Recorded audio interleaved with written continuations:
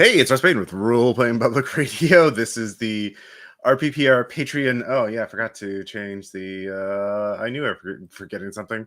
This is not Red Markets. This is Monster of the Week. I need to update the stream. Look outside. TTRPG. One shot. Yeah. Cool. I'm just changing the titles on our YouTube stream and everything. Side. So sorry, I'm just it's a Sunday, all right. Give me some credit. All right. So, the picture looks nice. yeah, no. So yeah, for those not familiar, Look Outside is a new horror role-playing game that I've been playing. It's on Steam. I don't know what other platforms it's on, but it's an RPG maker game. But it's got really good art, and the premise of the game is something is happening, and if you look outside, bad things happen. Usually, you die or turn into a monster. And so, in the video game, the player is trapped in an apartment building and been told this event will last for 15 days. So for this TTRPG sort of spin-off of it, unofficial, of course, this is just, we have two people and they're going to be trapped at a shopping mall instead of an apartment building, because I don't want to just, redo the video game. That's no fun. We have to have what if the players read the fan wiki for it, or watched a YouTube playthrough of it. So we have two people, and they're going to be trapped at the Pleasant Glades shopping mall, and in the same city wherever Look Outside the main game happens. So let's introduce them. So first off, we have Ginge playing Zane Whitaker. Please tell us about Zane. Yeah, Zane is a former cop turned security guard at museums and such. Last he was a guard at the St. Louis City Museum, and then there's an incident at Cementland, and so now he's a security guard at this shopping mall. All right. This is the character you played last time. Last time I ran Monster of the Week, isn't it? Yes, he survived 2 of your sessions so far. So. 2 of them. Well, we'll see how he does with this one. And then we have Weird play Norma Jean. Well, please tell us about Norma Jean. Yeah, so Norma Jean is a witch, and she's about 5'0". Just looks permanently frumpy and has massive brown hair, and there's a lot of billowing cloak action going on. Like she holds a stick, she pretends to wand, and she's just a little bit crazy and rational. And she has a familiar, and we'll get into that in a little bit. Just so you know, Weird, your voice levels are dropping off a little bit. I think there's something where the microphone's not, picking you up when you get a little quieter. You might want to raise your do what I can. Yeah, changing your settings. So microphones be tricky. I don't like Restream does not have a noise gate feature built into it that I can see, which is very annoying. But because Discord does, and but anyway. So you're at the Pleasant Glades shopping mall. We'll say first thing, I'll just go to each of you. Like, well, Zane, you're at work, right? This is just an average day for you, or is this your day off and you're back at the mall? I'd say this is a working day. Yeah, okay. He's definitely on shift. Okay. And Norma Jean, why are you at the mall? I'm at the mall because I wanted to buy some cute, fun-looking items, like kind of like shopping at Target without shopping at Target. But if I see Zane, I'm gonna oh no, because I know that means something's gonna happen. All right. Well, because the last time we met, something happened, and that's how life actually does work for Norma. When people think it works for them, it really does work like that for her. And apparently, for our backstory, he saved my life once. I don't think we ever went into what that was. That's before the last time. Okay. Yeah. So yeah, I'm looking at your sheet now, Norma, and one of your moves is at the beginning of each mystery. Yeah. So that triggers at the beginning. The stars align. So why don't you go ahead and roll that so we can find out if you're something good or bad is going to happen to you because this, yeah. Okay, That's that's it. 10 plus 2. I get at Oh, least plus 2 dang, from the yeah. weird stuff. So yeah, so you have hold 2. You do not have the advanced move of it. So you can hold on to that, keep in mind. So yeah, but you definitely the stars have aligned have told you that this is going to be a fortuitous day. You need to be away from the sky. And the place that makes you think of that first is the shopping mall because they want you to forget about the outside world once you're in the shopping mall. I mean, this is true. Right. They purposely designed those things so that you cannot see the outside world. They're like casinos in that regard. They don't have clocks. They don't have windows, except yeah. So this is the best Some place to casinos, be. Yeah. some casinos have fake sky, which is creepier. Well, yeah, but this is an old school shopping mall. So Mhm. yeah, you in fact, for your haven, I'm going to say your haven can be at the shopping mall. You can have your own secret mall haven, like a Yeah. secret mall apartment, like that documentary. Yeah, until the cops find me. Yeah. Yeah. So yeah, and so you're vaguely familiar with each other. Yeah, we should go over those questions of how you know each other. Just to establish that real quick. Introductions. There we go. So let's see. Zane, what question or what do you want to do for that? For your introductions. History. Let's see. I'll say they introduced me to Magic being in that last session. Mm-hmm. Seeing them do their thing, like kind of knew it existed before, but never had actually seen somebody do it. So, and he's kind of freaked out by it. Okay. That's desperately why he's at a shopping mall working as security. He thinks it's a very normal place, and so yeah. Mm-hmm. All right, and Norma. Let's see here. Yeah, we've already established that you've worked with them before. Is there anything else you want to add for your history with them that may have happened? I mean, I probably just that I'm seeing him here. Even though it's just a mock up, I just know. And then also with that other thing that portents that it's just it's all Yeah, starting again. Porton. Yeah, you get an incredibly strong vision, a forbearance. Uh, one two things. One, don't look outside.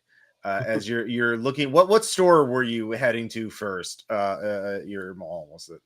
I don't know. Does JC Penney still exists? I guess so. Sure. It in this grim, dark, alternate reality, J.C. Penney still exists. And yeah, so you're at J.C. Penney's.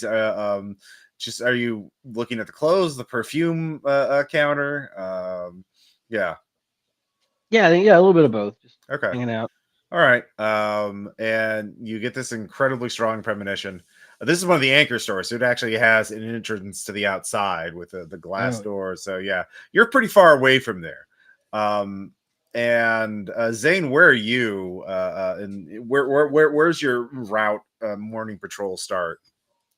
I think normally he's posted at that front door, but then like as the day goes on and like calls come in from stores, like JC Penney's might be calling about a Karen freaking out. And so he's just Sure. kind of doing the response or whatever. So I think he's just somewhere walking back to his front door station after Okay. responding to like Yes. a Okay, incident. so you're at JC Penney's. The Karen was definitely very mad because she showed the wrong receipt to return a pair of blue jeans, and she it was for a Subway from 2 years ago, and she won't take no for an answer. And yeah, how'd you have you resolved it yet, or is this still an ongoing problem with this character? I think he resolved it in that she's no longer in the store premises, but she's probably getting ready to cause a ruckus somewhere else. Probably Okay. gonna hit up another store and try the same Okay, thing. so she went into the mall, not back out in the parking lot. Okay, so Yep. you got her to leave, and then Norma, you see this in the distance, and you kind of like with a your heart sinks a bit as you recognize Zane. You're like, oh boy, and then you get this incredibly strong, very clear premonition as the stars align to not look outside, for the visitor gazes upon the earth. Don't look outside. Don't And look it outside. shall intersect with this planet for 15 days. So you just know that that looking outside is bad because of the visitor, whatever that is, and the visitor will be gazing upon the earth for 15 days. So that is how we'll begin. You know this instinctively. You know it to be 100% true. And yeah, how do you react to that? What do you want to do? My immediate reaction, I freak out a little bit. I start humming "Don't Look Outside" under my breath. I'm trying to see what Zane is doing, because I mean, unless I'm not allowed to, I'll just go ahead and Yeah, know that you can walk up and talk to he's gonna. Zane. Yeah, I'm just gonna note. Hi, Zane. Hey, how's it going? He just sees her and just goes like, "What the what are you doing here?" Yeah, I wondered that myself. By the way, don't look outside. For like 15 days, we're stuck here. What do you mean? Don't look outside. The visitor is here. I don't know what that means. I know I don't know. I know that I don't want to know what that means. And yeah, I mean, you could try it, but I wouldn't recommend it. Just FYI, word to the wise. Just I wouldn't recommend looking outside. I'm gonna figure out how to not do that. I don't know how I'm gonna do it 15 days, but that's No, gotta this do it.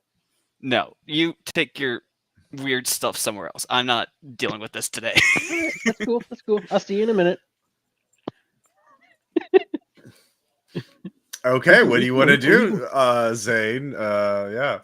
He is just firmly ignoring that and just trying to go back to his station. He Okay. is head in the sand, just All although right. he's kind of tempted to see if like the lighting might have changed or if there's like Yeah, anything. you can because of the you can go to the glass doors leading out of the JC Penney and look at the parking lot and not look outside. You won't be looking up, but you can see. Actually, well, that's the thing. You don't know. He says don't look outside, and that is outside. If you'll be looking at it, it won't be looking. Could I look at Up. like the doors like the walls adjacent to it, like if there was any like sunlight that was coming in? Like, is it still? Yeah, there's sunlight coming in. You don't know if it's but yeah, you can already hear in the distance outside a shriek and the sound of a fender bender, like a car, ramming into another, but like it was at low speeds. Obviously, like somebody. It starts. Yeah, and you can hear some sort of kerfuffle going on outside. So, yeah. Now, I will say also for this one shot, you each have 3 points of luck you can use for the to say a roll is a 12, and yeah.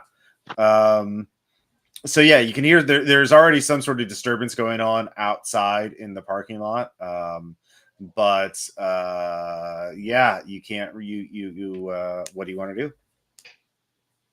And Norma, you can kind of hear this as Zane like looks in the direction of the outside doors, but is still far away from them.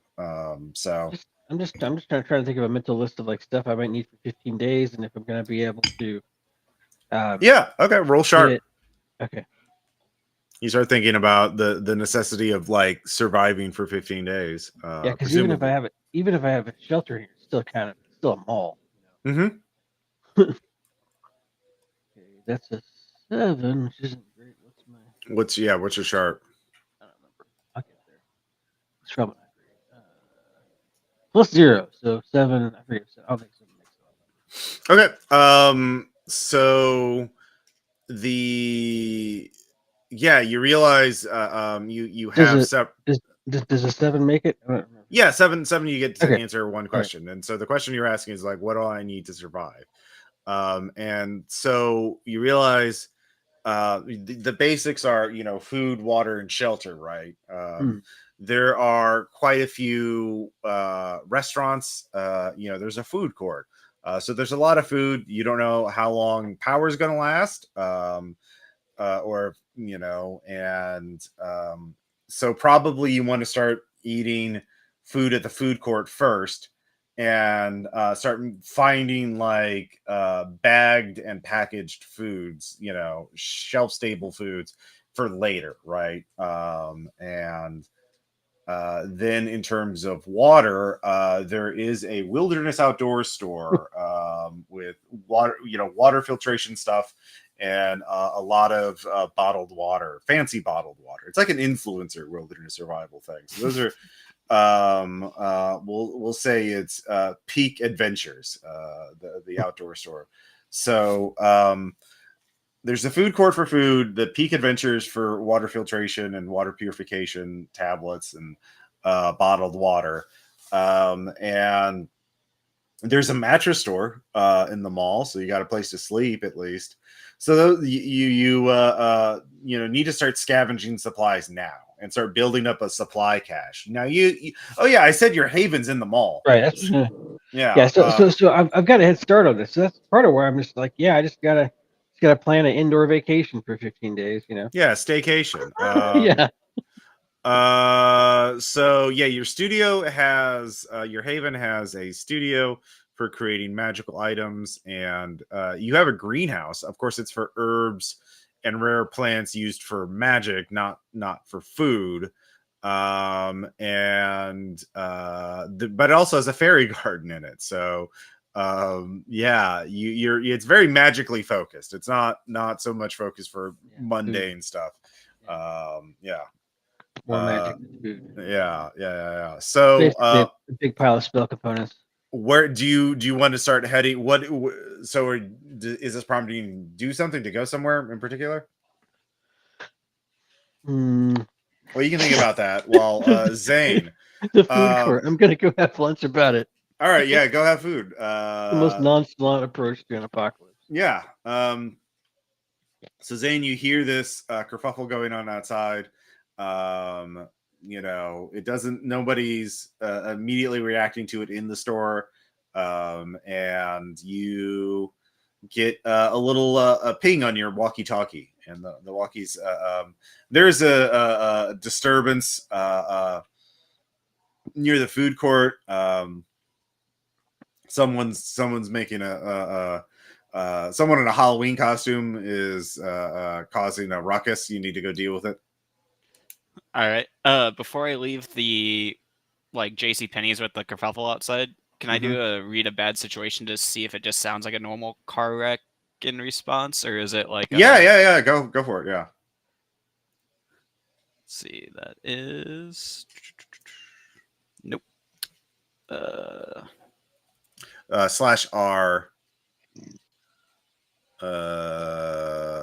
space 2d6. Okay. /R. Yeah.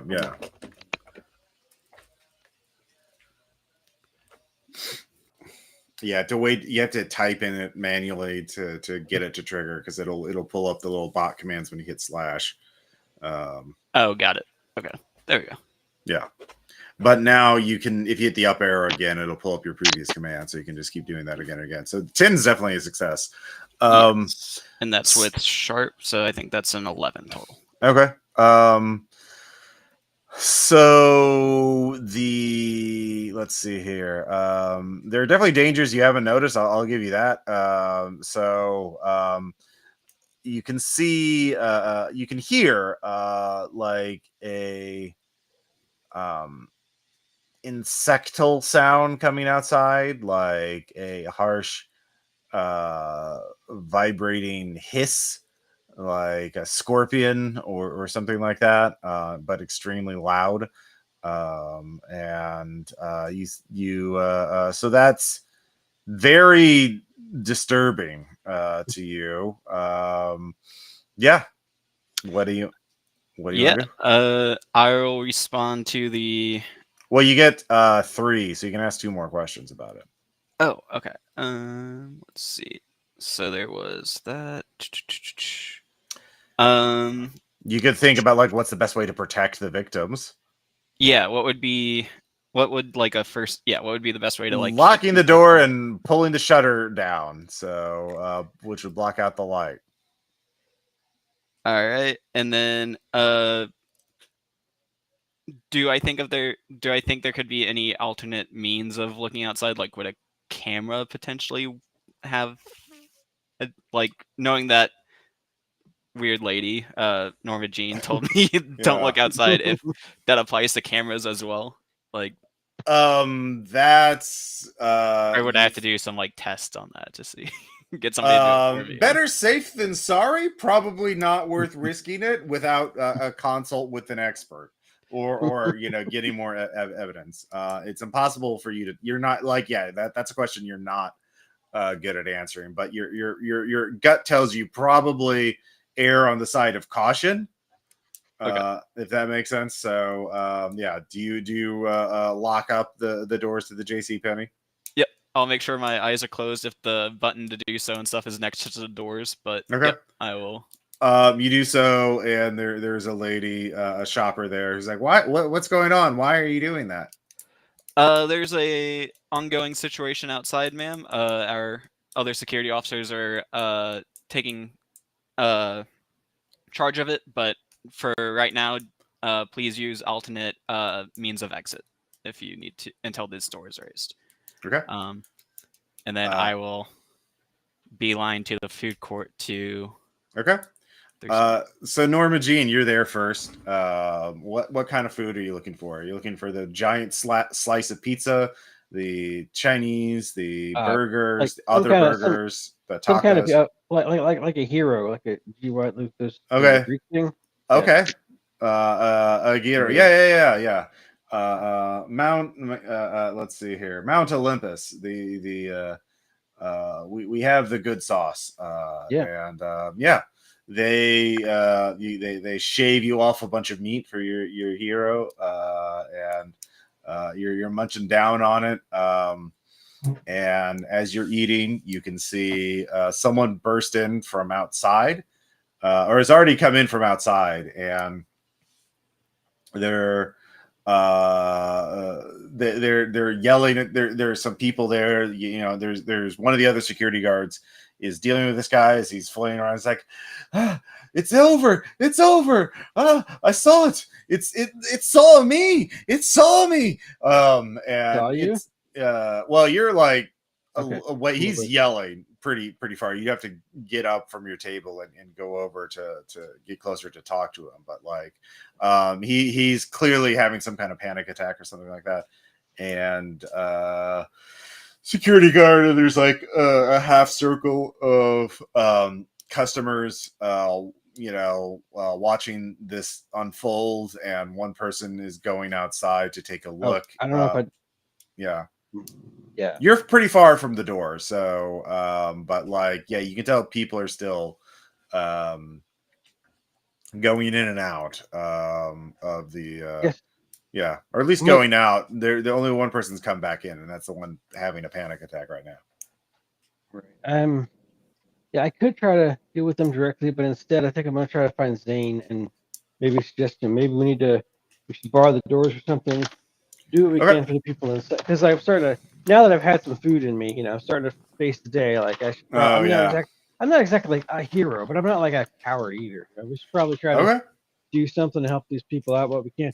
The vision is like, it's pretty clear. Like, this isn't really something you go out and fight. This is something you avoid. I get that, but we can still do some help for the people that are in here with us. Yeah.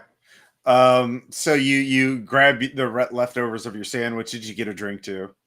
Yeah, Diet Coke. Diet Coke. Okay, very sensible.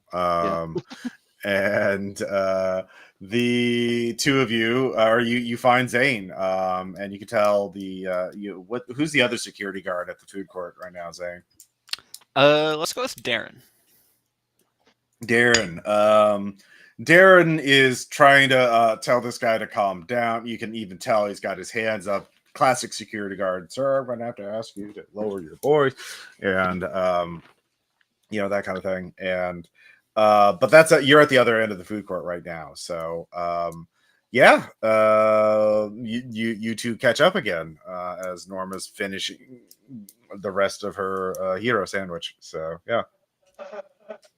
Hi, Zane. How's it going? It occurs to me we should probably lock this place down. It would be a good idea. Yeah, something weird happened outside that JC Penney's, but Yeah, I bet it I don't did. know if I bet it did. do you see what's going on with that guy? Like, he's focused on the guy who's freaking out or whatever. Like, Yeah, he's flailing around. He actually shoves Darren to the ground and starts climbing up one of the tables.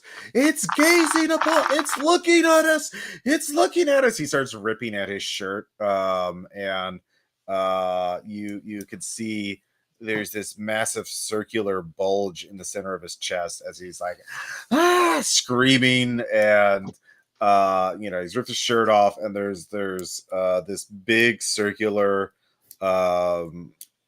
shape emerging out of his chest. People are causes a panic attack.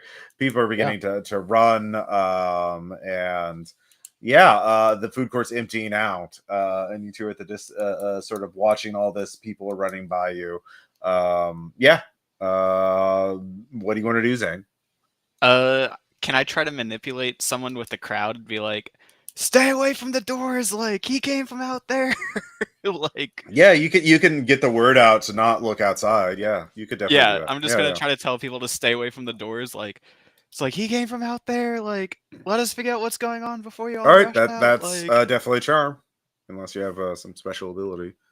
Let's see. Don't think I do, so I think it's Okay. just charm. Yeah. That's Actually, this is your let's get out of here. It's roll charm instead of tough, but it's the same thing. Yeah. So yeah, roll charm. Okay, so that is 8 total. 8 total. So let's see here. The people's like, well, you gotta take care of that freak. You gotta take care of them. What's wrong with them? So you need to show some leadership. If you start dealing with this thing, the people will definitely listen to you as an authority figure. But I will approach the guy going like, calm down, sir. Like, please, like, let us take you to the infirmary or whatever, get a look at you. We'll make sure you're all good to go. And like, it looks like okay, so you start doing that. Norma, what do you want to do? Well, it's a little overcomplicated, but I was if it isn't, depends on how difficult it is. I was thinking if I could just step out of sight for a moment and like cast a glamour type thing that makes me look like an important CDC person or something. I don't know if CDC is quite the look, like some kind of official. Maybe not. I mean, not like the hazmat suit. That would scare people more. But like something that makes me look like an important official. That I could tell people, calm down. We're in orderly fashion. It's an emergency, but if we're all calm, we can get through this. Something like that. Mm-hmm. Yeah, you can definitely do that. Then again, I mean, I should mention, even if I pull off the magic trick, I still have a charm of like +0. So, well, I mean, it's you'd be rolling weird, right? Yeah. And you're definitely like, yeah, Go ahead and roll weird.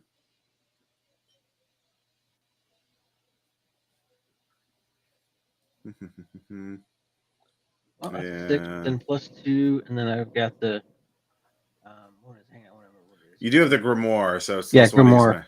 Plus one to use magic. So yeah. Yeah, got my book with me. So 9. 9. Okay. Yeah. So let's see here.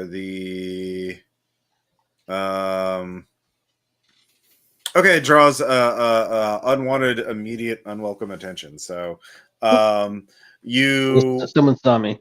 Well, here's what happens. You basically, no one is looking at you for a split second, and you shift into you cast an illusion to make yourself look like an important CDC official, and with a clipboard and mic. What do you call it? The thing that amplifies your voice. Loudspeaker type thing. Yeah. Well, no, loudspeaker. My megaphone. Megaphone, yeah. So you have a megaphone, and so you're able to tell everybody to not look outside. You're also enforcing that. Yeah, Or yeah. May okay, attention, please. For your own safety and ours, do not look outside.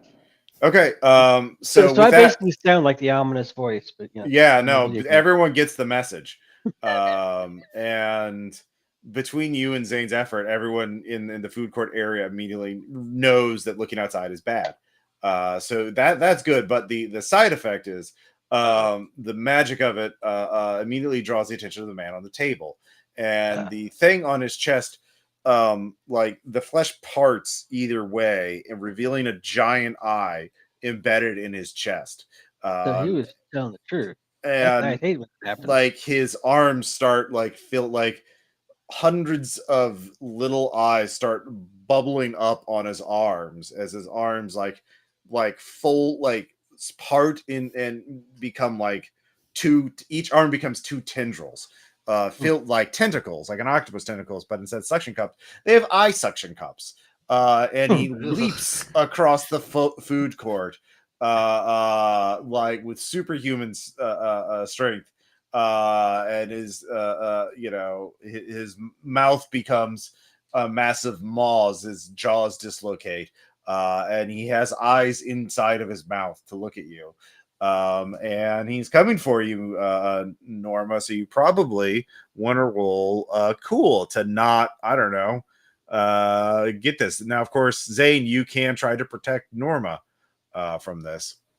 Yeah. Can I like throw a chair or something at him to get his attention, to get him to like, or at least step in the way of her and him, so I'll be the one to get hit?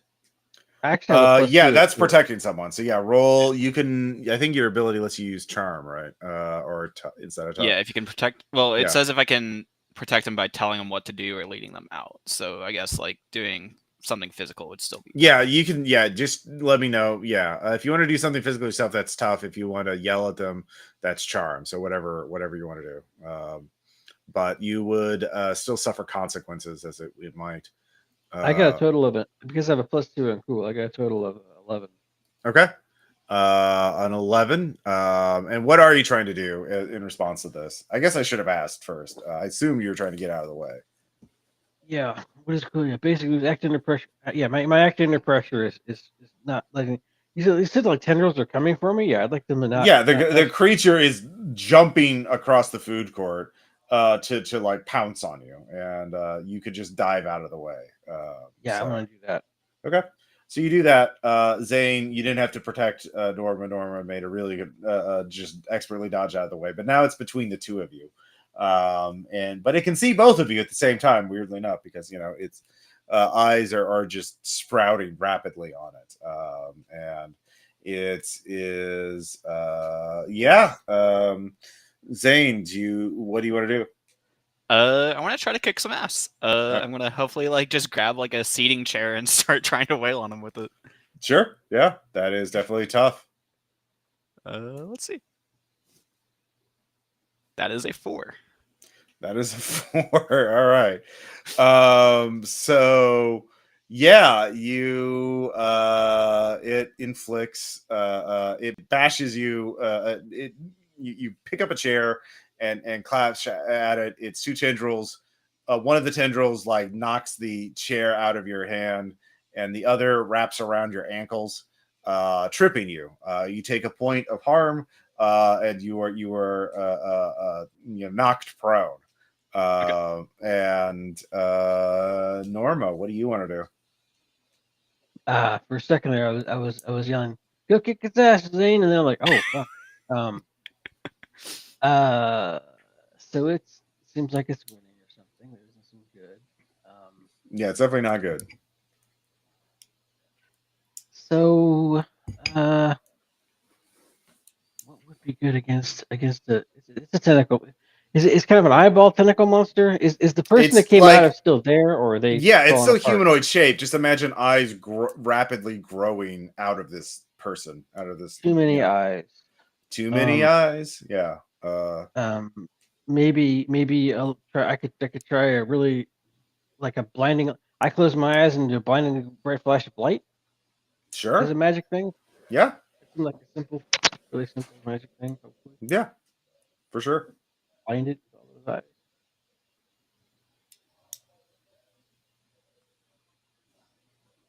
You do have your staff too. You could just fight it with that.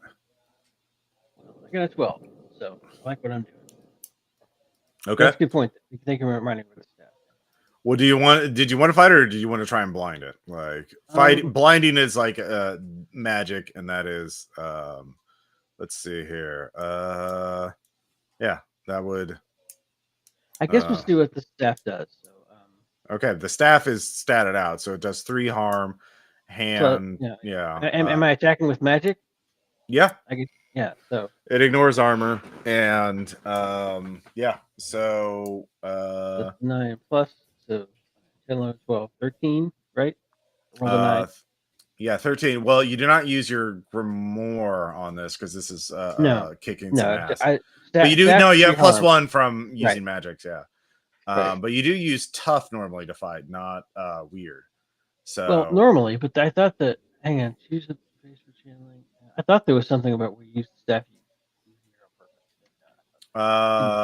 there's Zen, but you don't have that ability. Okay.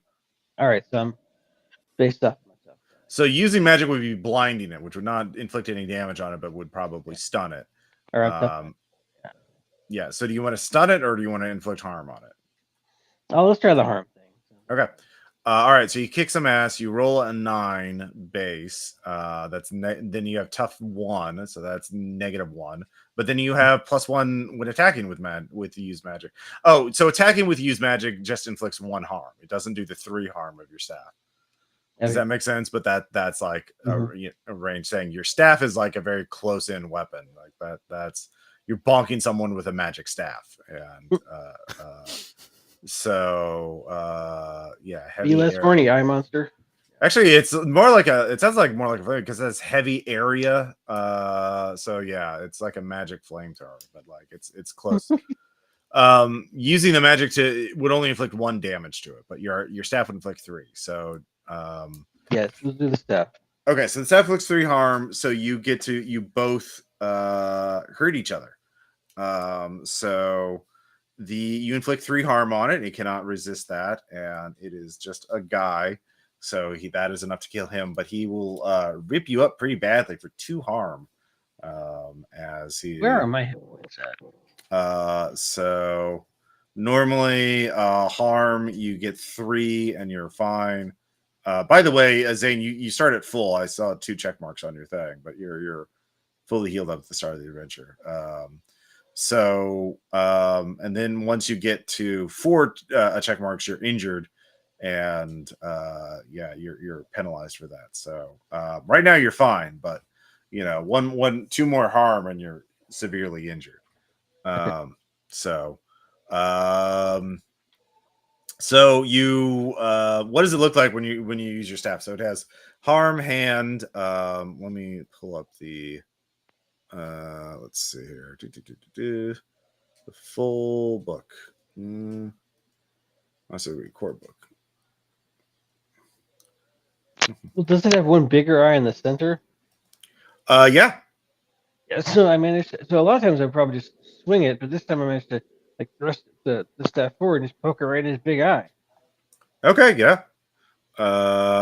You can just let's see here. 114. Right. Weapons area can hit multiple foes. Heavy. This weapon is heavy and difficult to wield. Hand effective within arm's reach. So yeah, you're bonking. So it's a weird hand heavy area magic. Ignore armor. So magic. Okay. So basically, you swing the staff around and it bashes the shit out of it. It sounds almost like a lightsaber, but a heavy lightsaber kind of thing. Like, but yeah, it collapses. Its eyes burst, and the creature collapses in a pile of gore and eye fluid. And let's see here. So the food court. People have cleared out from it. Well, there you can see that there's some people from the various restaurants that are still there, cowering behind the counters watching the fight. And Darren has Zane, you're just in time to see Darren. He is locking up, but he is looking outside, and he is pulling the security shutter closed. And he, after he does that, he kind of grips his head and it's like, he's leaning up against the wall. But he's closed the shutters. No more lights coming in. The food court seems to be. You can hear sounds of chaos spreading through the mall down the hallways either side. And you're kind of like at a T intersection, like the food court's at the bottom of the T, and then to your left is the way to the JC Penney. To the right is the rest of the mall. I'll say it's a 2-story mall too. It's a big mall, big. So yeah, but Darren's in the food court. He looks staggered or winded or something. And there's people. The fast food workers are there. And then there's the mini golf, laser themed, blacklight themed mini golf course in the former Sears store, turned a former movie theater. It used to be a movie theater, and they turned it into a mini golf course, indoor mini golf. Laser blacklight mini golf. That would be interesting. Yeah, definitely not based on the mini golf place at the mall that near in my town. So yeah. So yeah, what do you want to do? Is there a security center at this mall? Like, is there like somebody like who's watching cameras and stuff? Like, I want to get on the radio and be like, can we get all doors and shutters to the outside closed, please? There's something going on, and it's what's your shift supervisor's name? We got a Darren. Let's say a Michael. Let's just go Michael. Sure. Michael is like, I've already closed all of them. I don't want them to they're not worth it. They don't deserve to see what's outside. It is glorious, Maya. I want you to report. We need to form an army to cleanse the unworthy. have to do something about Michael. I went to the roof, Zane. The roof is glorious. It's but only true soldiers deserve to go there. Michael never served a day in his life. He is 100% a stolen valor kind of guy. He will. You went to a Applebee's with him once as part of a group, employee sort of bonding thing, and he hit on the waitress, told her he used to be a Navy SEAL, and it did not work for him. But he is. That kind of guy. And Michael's ranting about that. But he's definitely in the security center. It's probably not going to be good if he stays there in control of all the security apparatus of the mall. But yep. I was just thinking we're going to have to go there. But in the meantime, I will approach Darren and be like, hey, dude, you all right? Like, that guy hit you kind of hard. Darren, what is Darren like? Darren's a quiet dude. He's kind of like one of the. He doesn't really like talk too much, and I think he became a security guard for the power because he wasn't cut out for a cop. Okay, all right, okay. Darren's different already. His skin is turning a dark blue. He's gaining muscles. His eyes are becoming smaller and more withdrawn, more severe looking. He's almost a parody of like an alpha Chad, but like still kind of weird. Like the skin colors, but he looks. He's like, yeah. And his voice is an exaggerated, bass. Like it's just a pair. He's like, yeah, I feel a little different, but I'm still me. Yeah. All right. Okay. So if you look outside, it turns into a monster. Yeah, I don't. know what to do about that. I guess I'm gonna step away and kind of just keep. You can kind of roll cool if you want to like read Darren. Yeah, like is it just he didn't get a long Best enough way. look, perhaps, or something? Actually, sharp, but yeah. Sharp I think is a minus something, right? Oh no, sharp is a +1, so that's a 9. Okay. You get the sense that Darren has been changed by it, but there's degrees. Some people can handle it, some people can't. At least Darren can handle it. He is not freaking out and attacking people. Like, so it's sort of a crapshoot. So Darren's, yeah, He's like a latent or something. yeah. I don't know what that's an entirely different post-apocalyptic universe, RPG universe. So yeah, he's a little different. And yeah, you can but yeah, he's holding on.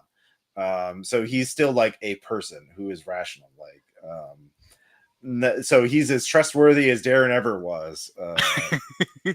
Which wasn't very trustworthy already, but Okay, well, oh, man, all right.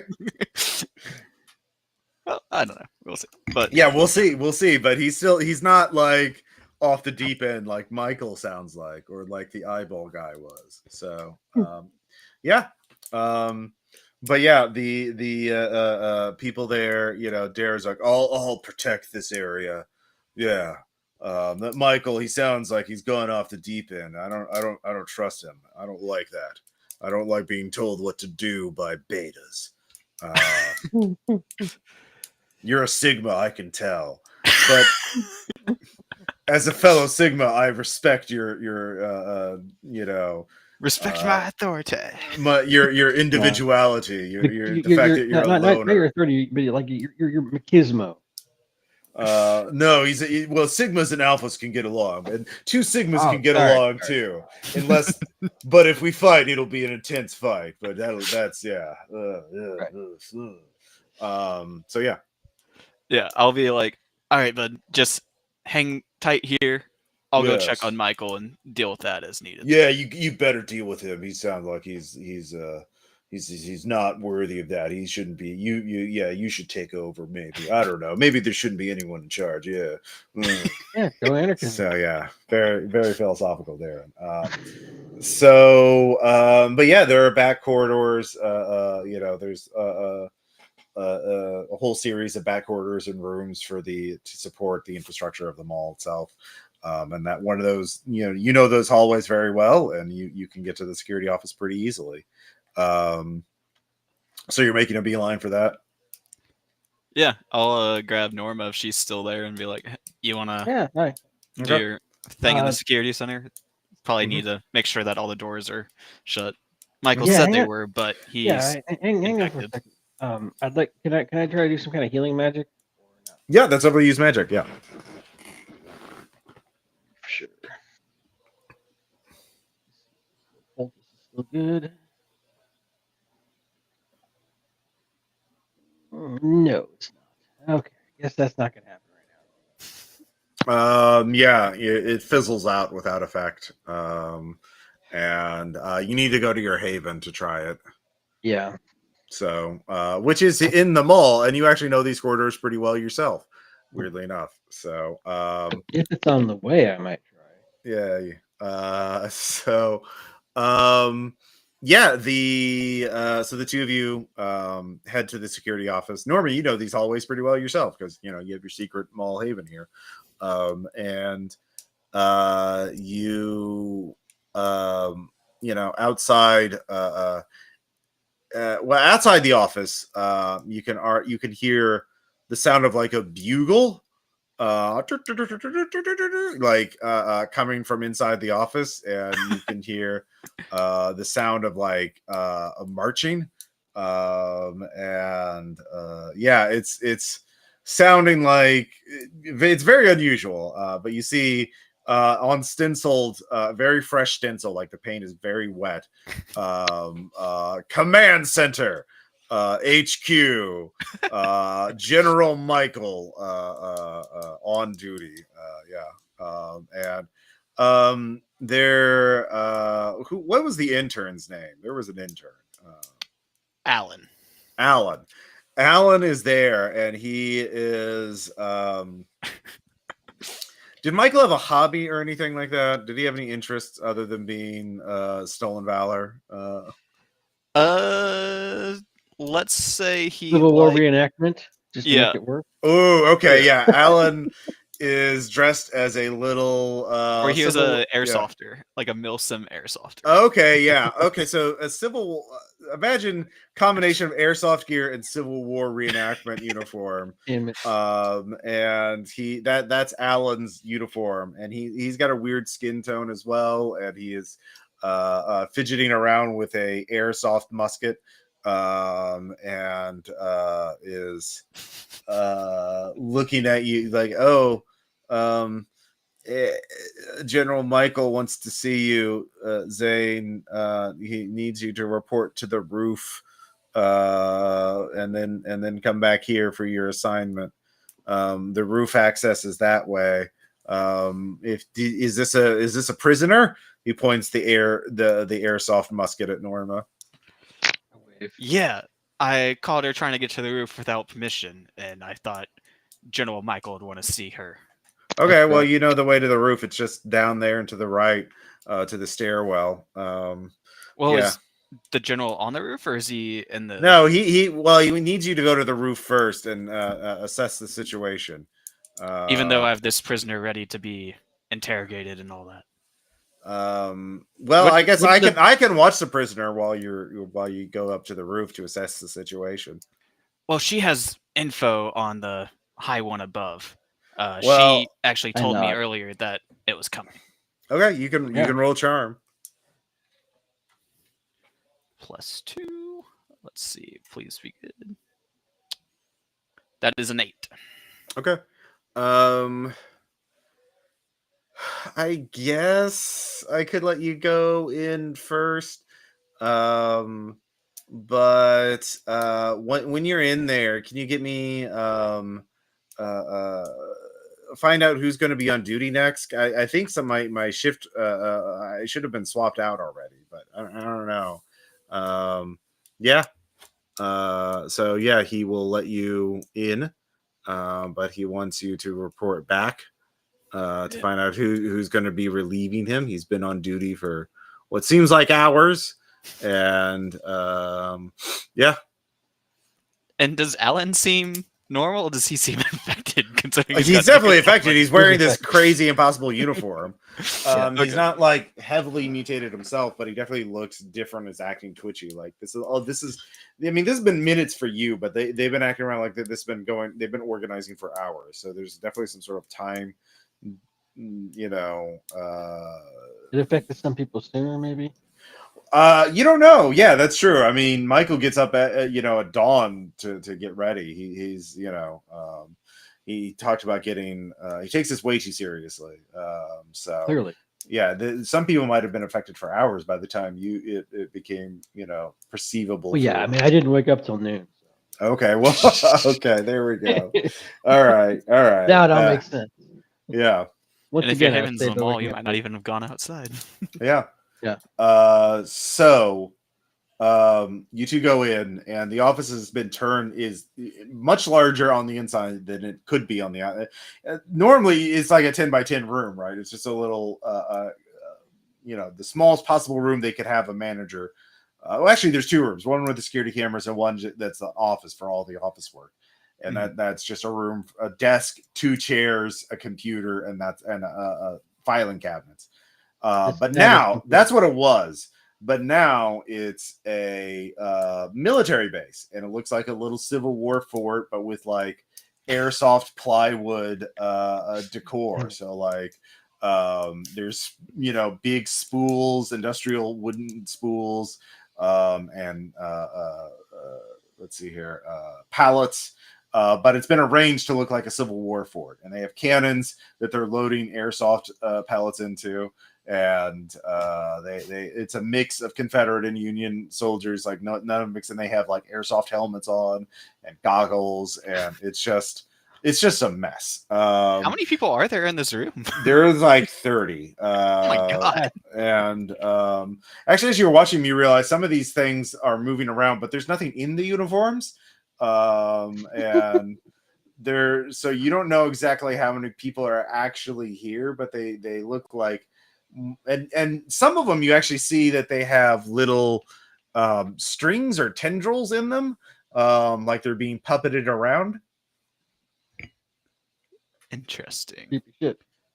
I'm But really there glad is there's not a a sanity mechanic here. yeah, but there is a big tent, like a general's tent, that people are streaming in and out of, and that seems to be the center. That that's where General Michael is. But there's other places around this base if you want to snoop around or do something. But if you just want to confront Michael, that's pretty obvious.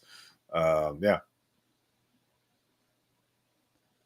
Yeah, I'd like to snoop around a little bit.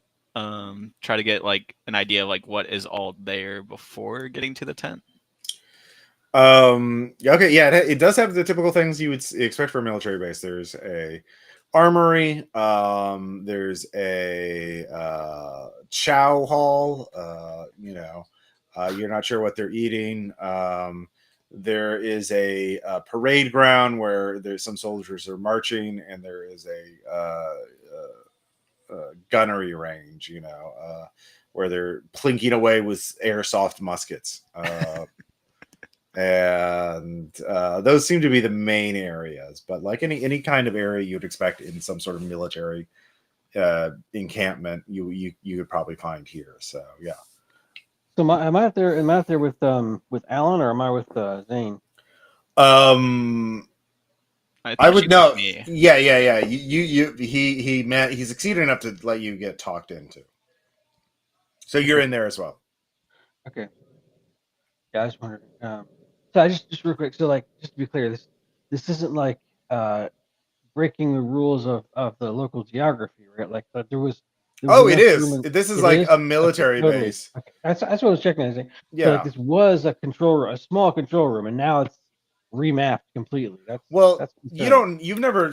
I don't know if your Norma has ever stepped foot in the security office before, but like, the geography of the mall. This should be in the golf. This should be in the mini golf course. Like the way the room is laid out, like it's so large now it would be intruding on the mall itself. So it's impossibly large. Yeah, and Zane would probably be going. Yeah, Zane would probably going like, "What the fuck? Like, where's the desk? They're messing with the local geography. This is not good. This is not good. It's not good. You two can think about what you want to do. I'm going to get some more water. I'll be right back. What to do? I don't know. I mean, try to. It seems like a bad idea to have these people doing this airsoft stuff here. I think if it's airsoft, they can't really harm people. So, but like, it just remapped the local geography. If it does that now, who knows? If this continues, you could wind up in a total Jumanji type situation where the next thing you know, you're in the game or something ridiculous like that. This can get way out of hand very fast. It's already going to be a long 15 days not going outside. It gets significantly worse if we're not even in the mall anymore or somewhere else. I don't really know the best thing. I've had to try to fix that. All I can think of is maybe try to have these guys like not be doing this stuff anymore, convince them to stop or not. And then we gotta get people to stop looking outside. Yeah, and I just want to make sure those doors stay closed and stuff. Like and like, Michael wants you to go to the roof. That's not going to be good, obviously. So, yeah. Yeah, I was like, we can't trust. Yeah, we gotta take control somehow. But I was thinking if you could quietly subdue and take over from Michael, then maybe they can install you as leader or something. I mean, that's not how generals work, but these people are just making it up as they go. So you can say that. Trial by combat. Oh, I'm the general. True. Could do that. Or like Michael's pretty. I don't think Michael's very super. Well, I guess he was already an actor, so he might know, but probably couldn't trick him into being like, "I'm your aide. Let me make all the decisions." But yeah, that's another way to go. But it seems less likely to. Seems like he'll probably figure it out right at the last minute, or maybe right away. Be like, "No, you're not being a good aide." reasserts control. I don't know. That's an option. But we gotta figure out something pretty quickly here. I wonder if the rest of the mall is going this crazy. That can get really complicated. Yeah, I don't know. There's only the JCPenney so far and the food court, but I mean, there's plenty of other entrances, and they said they were No, I on a meant roof. So like imagine if other people are imagining other realities right now and they're becoming real. yeah, I haven't thought about that. Really messy. Could be a really messy mall. All right, I am back. So you're in the base, General Michael's base, Airsoft Civil War themed, with some weird puppetry theme subtext going on. Like they're almost like when you look at them, they look a little bit more like marionettes as you're getting a better look at Bed these. knobs and broomsticks with tentacles. Yeah. So, yeah. What do you want to do? So like going around the base and stuff so far, we haven't seen any sign of any sign of cameras or like any screens or anything to see like the rest of the Okay, mall, that's or... what you're looking for.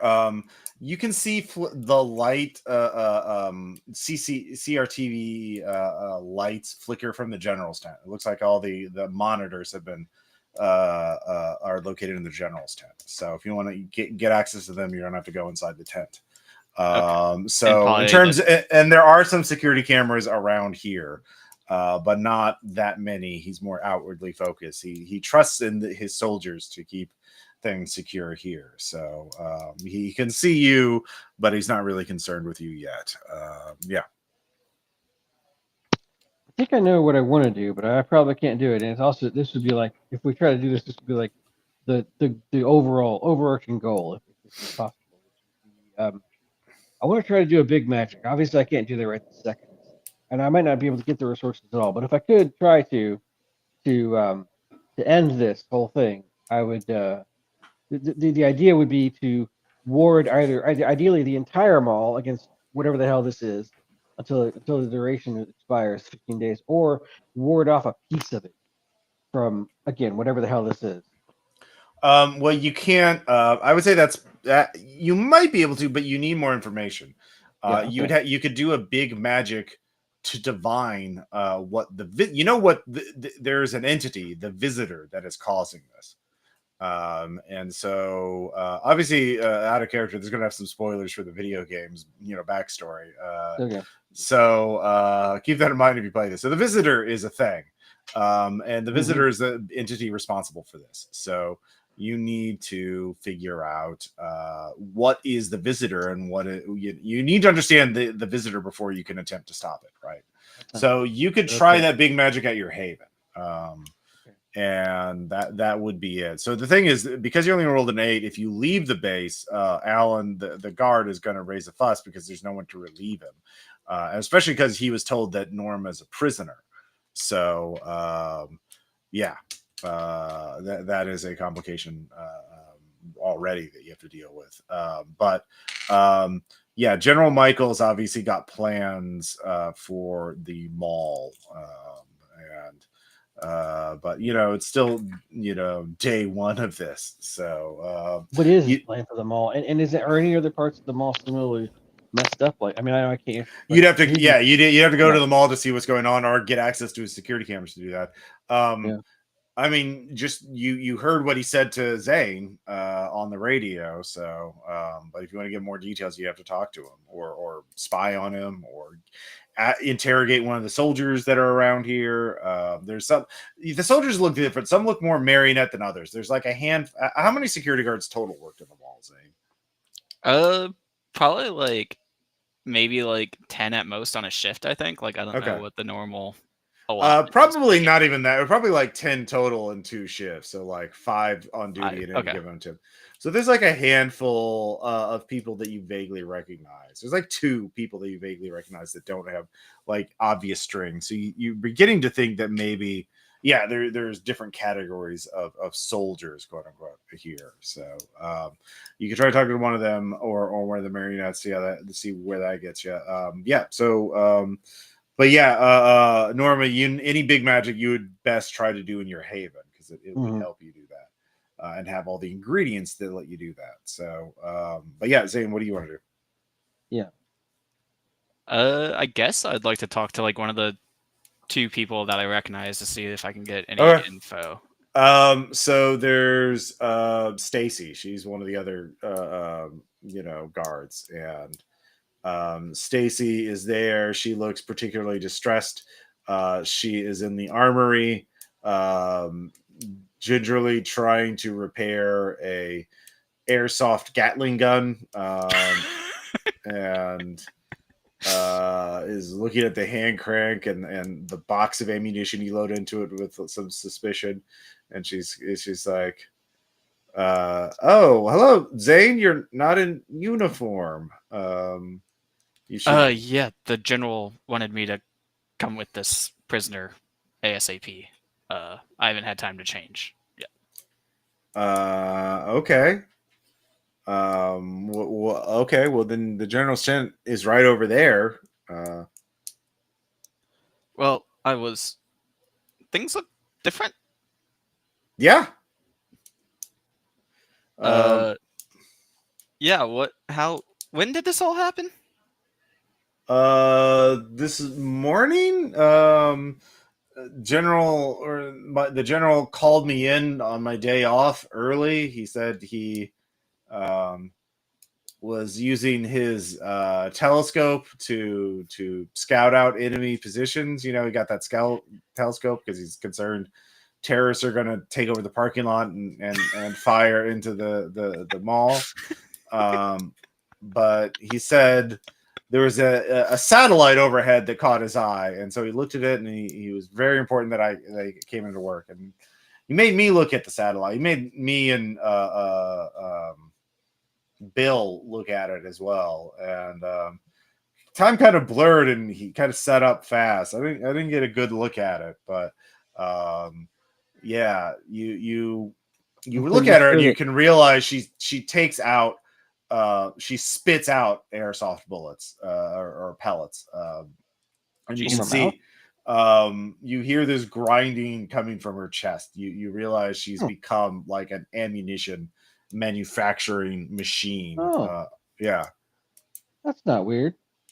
I mean, totally is. Yeah. I don't know. Time seems a little weird here. Yeah. And is the general planning on taking the rest of the mall? Well, he's got to secure it, right? He's got to secure the mall from all enemies, and we're trapped here we're under siege, and so we have to wait it out and hold the mall until the invasion is over. 15 days. Yeah, I think so. Yeah. Huh. Well, So is the satellite the invading force? I don't know. The general didn't brief me. I wasn't briefed on that. So that's the breach protocol. They got to fix that. Yeah. Yeah, I haven't been briefed either, and this just took me by surprise. So, well, you haven't talked to the general yet. I can tell. He needs to brief you. He needs to show you. He's got footage of the satellite recorded. Oh, that's yeah, that's exciting. Bill looked at that, and it seemed to clear him up too. Bill's kind of confused when he came in, but the general showed him the satellite footage, and that convinced him. Yeah, Zane, answering your previous question, no. Looking at his photograph doesn't shield you from it. No. Right. Well, thank you. I guess we'll get on our way to that briefing. Yeah. Okay. Yeah. Because I don't know how to fight an ammunition factory. So. Well, she's still human size. It's just like there's a little machine. It's like a 3D printer in her as a chest, like a steampunk printing, press, ammo press in her chest. So and Zane, just if basically, lucky, so yeah, she's still human size. She's just got a steampunk machine in her chest, and so she spits out ammo now. If we're very lucky, some of these people might be okay after this passes. If they don't get shot up full of holes first, that is. Like the one guy with the eyeball, he's probably too late. Well, you killed him. He's dead. That's what I meant. It's probably too late for him. Yeah, probably. Sure. Yeah, it's probably too late to save the dead guy. In other words, I don't think he's gonna be in the Hall of Happiness. I don't think he's gonna be hand waving magic back to normal later. Oh, okay. But like some of So, these people, the person with the ammunition factory has 15 days passes. Maybe if nothing else happens to her, she'll be okay. okay. So, the two of you head into the tent. And the tent is also larger on the inside than it should be on the outside, even inside the base. Hey, Zane. Yeah. Zane, real quick. Sorry, I know I'm interrupting. Zane, do I still have to be prisoner? Maybe I could be a consultant. A consultant? Yeah, sure. Yeah. So to the side, there is a table set up with a blistering array of security monitors, far more than you remember. And they're all showing the angles of the mall, and you can see chaos is happening. There are monsters running around, attacking people, some people fighting back. You see the name of Bath and Body Works has changed to Bath Body Works and Beyond as a biblically accurate angel is spraying. It has many lotions that are just deluging near anyone nearby with, and then there is a what looks like a capsule toy machine giant trundling down the hall and throwing out capsule toys to capture people and then eating them and then spitting them back out as plastic capsule toys. Jesus. Yeah. That's just some of the things you see, but that you can't, you're just seeing this from a distance. You can't really make out too many details, but the general, you can see he is has his back to you, and he you can see there is something wrong with the shape. He's much larger than he used to be. He's like 8 feet tall now. There is a large map of the mall that is drawn up like a Civil War map, but he is making marks on it and studying it. And there's definitely actually no, you can see just shoulders. Each shoulder has a mounted cannon in it, and there's a little guy on each top of each cannon. A little crew of little gremlin airsoft players climbing around him to maintaining and cleaning the cannons. He hasn't noticed you yet, so you can call him out. You can try and sneak closer to the cameras. There's a pile of papers on his desk in front of him, so what do you want to do? I'd like to study the papers. Okay, that's never going to be acting under pressure because he has his back turned, but the little gremlins could alert him, little airsoft gremlins. So yeah.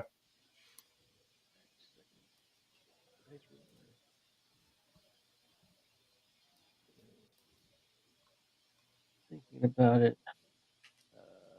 11.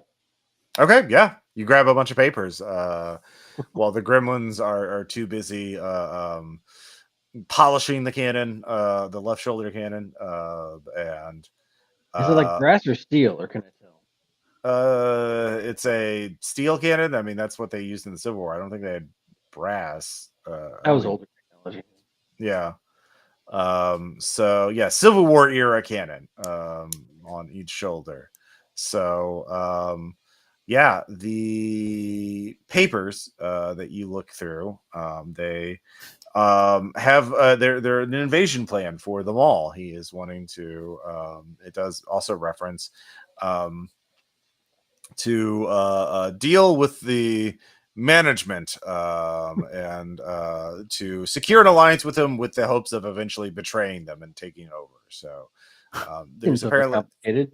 Yeah, so there's apparently another force here, the back office, and management, slash the landlord agency, what else do you want to know? But it's his invasion plans for taking over the mall. Like taking over from what? From just take it over just to hold it? Like Yeah, is this plan? Does this seem like his plan is just to it's wait basic out? warlordism 101. Just declare yourself a sovereign power, and the mall is your territory. Yeah. Hey, Ross. Am hmm I sure that I always had a haven in the mall, or is that just a convenience Do you want to have access to those parts of your character or not? No, I know I do. I Yeah, do. yeah. I just like, am I sure that's part of reality, or is it part of this weird You're changed pretty sure reality? you didn't look at whatever's out there. You're pretty sure you haven't looked Okay, at the visitors, so you haven't I'm been infected. probably okay. Okay, Yeah. Whew. All right. But the mall's a good place to hide your haven. It's Yeah, no, I just hide in plain sight, kind of. thought I'd double check reality for a second. Okay, yeah, fair enough. Pretty weird out here. Yeah. Is there anything else you want to know about their plan, about his plans? I kind of curious to know more about the back office. Unfortunately, now that I know they're there.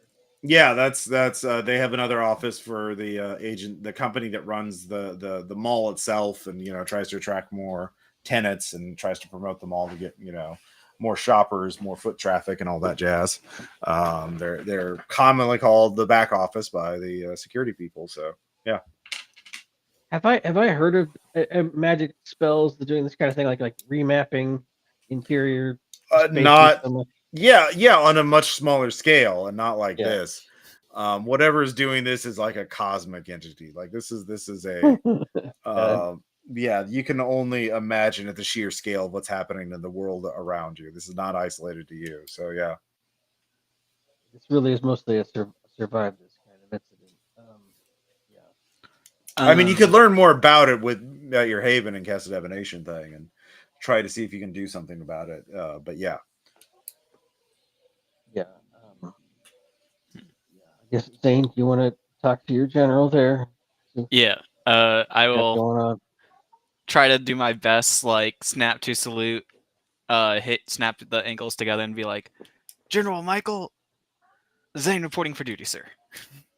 All right, the general wheels around, and you can see, yeah, he's turned himself into a Civil War airsoft general with cannon shoulders and just an impossibly wide and grotesque face, just the most ridiculous Civil War era facial hair you can imagine. And there are these very small goblin airsofters sort of like hunching on his shoulders and tending to his cannons and sort of whispering things into his ears, and yeah, he is a river unto his people, and he looks about, he's like, Zane, my boy, I have high hopes for you, but you have not been briefed yet, and who is this you have brought to me? Hello, I'm a general consultant. I consult things generally in a consulting manner. Yes, we were accosted by a creature and she helped out greatly. She will be. A new recruit, then. Excellent. Well, I can brief both of you at the same time. Bring me my smart phone device, and a small team of the little airsoft goblins picks up his cell phone, and now show them the footage. Sir, could you just, do you need to show us the footage? Of course, you must know the enemy in order to shoot it. Yeah, so you have to, so this is the briefing. This is the recruitment process, is to be shown the footage of it. So if you want to do something about it, yeah, you need to act. We already saw the enemy, sir. That creature that attacked us was an enemy. No, but that was only covered... a byproduct. You haven't gazed upon the sky, I can tell. And you've not gone to the roof, but don't worry, the footage is very good. High definition, they tell me. Well, sir, if the doors are 1,080 pixels, it is. Sir, we gotta deal with the infantry before we can fight their general. We gotta secure them all. We don't need to see the big enemy. But you will be my captain, Zane, and you've already found your own aide de camp. An excellent choice, I may say. But you must be ready. The soldiers will not follow you unless they can tell that you have been you've been blooded in battle. The battle of the mind, Zane. Well, sir, we haven't seen the enemy yet, and the enemy changes you if you see it. Yes, Can we saw that changes people to those creatures maybe you can use us as normal. Like, I already got an aid, and we haven't seen the enemy yet. So if we don't see the All enemy, we right, can still you can recruit. roll charm. Well, Okay. also okay. While he's trying to charm him, with that distracting conversation, can I try a very subtle magic where there's just like a simple hand wave that's easy to pass off and no verbal thing where kind of want to Mm-hmm. brick the phone? Okay, yeah, you can do that. Yeah. Okay, so that was a 7. Mm-hmm. The luck, is it 3 for both of us, or is it 3 for each? 3 for each. Okay, can I use the luck to make that a 12? Sure. No, he is a monster, so it doesn't work for the same way as manipulate someone. In fact, normally, like only certain normally you can't charm a monster, but this is he's still talking to you. So basically, what he says, first give me the magic roll too. Let's see what happens with the phone. Yeah. So I roll a 9 plus 2 would be 11. I'm gonna not get the other +1 probably because if I take out the book to use that, it makes it obvious. So All right. Well, it works as you say. You're subtle, and you brick the phone. So the little goblins have they start looking at the phone and like they start like wrestling with each other and like they're very angry with each other. They don't realize it's you. It's like, whoa, you make a good point, and there seems to be technical problems. I would say go to the roof for a full briefing, but there is. I shall send you on a special mission. You must infiltrate the back office and find out what they are up to, okay. and report back to me. And I will give you further instructions. Yes, you shall instead of be going. There are many battlefields, and while we shall be getting glory on the open battlefield, to seize the anchor store, and move past the hot topic, you shall be somewhere else to win wars in the shadows. Yes. So he directs you to go to the back office and find out and spy on them, whatever it takes to find out what they're planning and to report back. So he dismisses you. But no, Yes. he gives you papers that you can show to anyone of his faction that will prove that you are a loyal agent. So you can bypass Alan, the intern. But yeah. Excellent, sir. And if I may, Alan was wondering if he had a replacement coming soon. He said he had been on. Ah, yes. Bill, go relieve Alan of his duty. And so, yeah. Bill What does Bill look grumbles. like? Is he generating pellets as well, or does he have a little gremlin gunners No, on him? Or... no. Let's see here. He is. Let's see here. He's more airsofty. He's got like a belt-fed airsoft musket. And he's got the full airsoft mask, so you can't see him in there, but it's got like a Union cap on it. And he's just kind of like he jiggle, like you can hear the pellets just like all around. Like every step he takes, you can hear the jiggle of airsoft pellets. So he's just got he's like a minigun guy, but like airsoft pellets. So yeah. He trundles towards the entrance. So you two can leave now if you want, peacefully. You talked your way out. And then while in the office, was there any timestamps on those papers or like on the security cameras, like that we could Sure. have seen?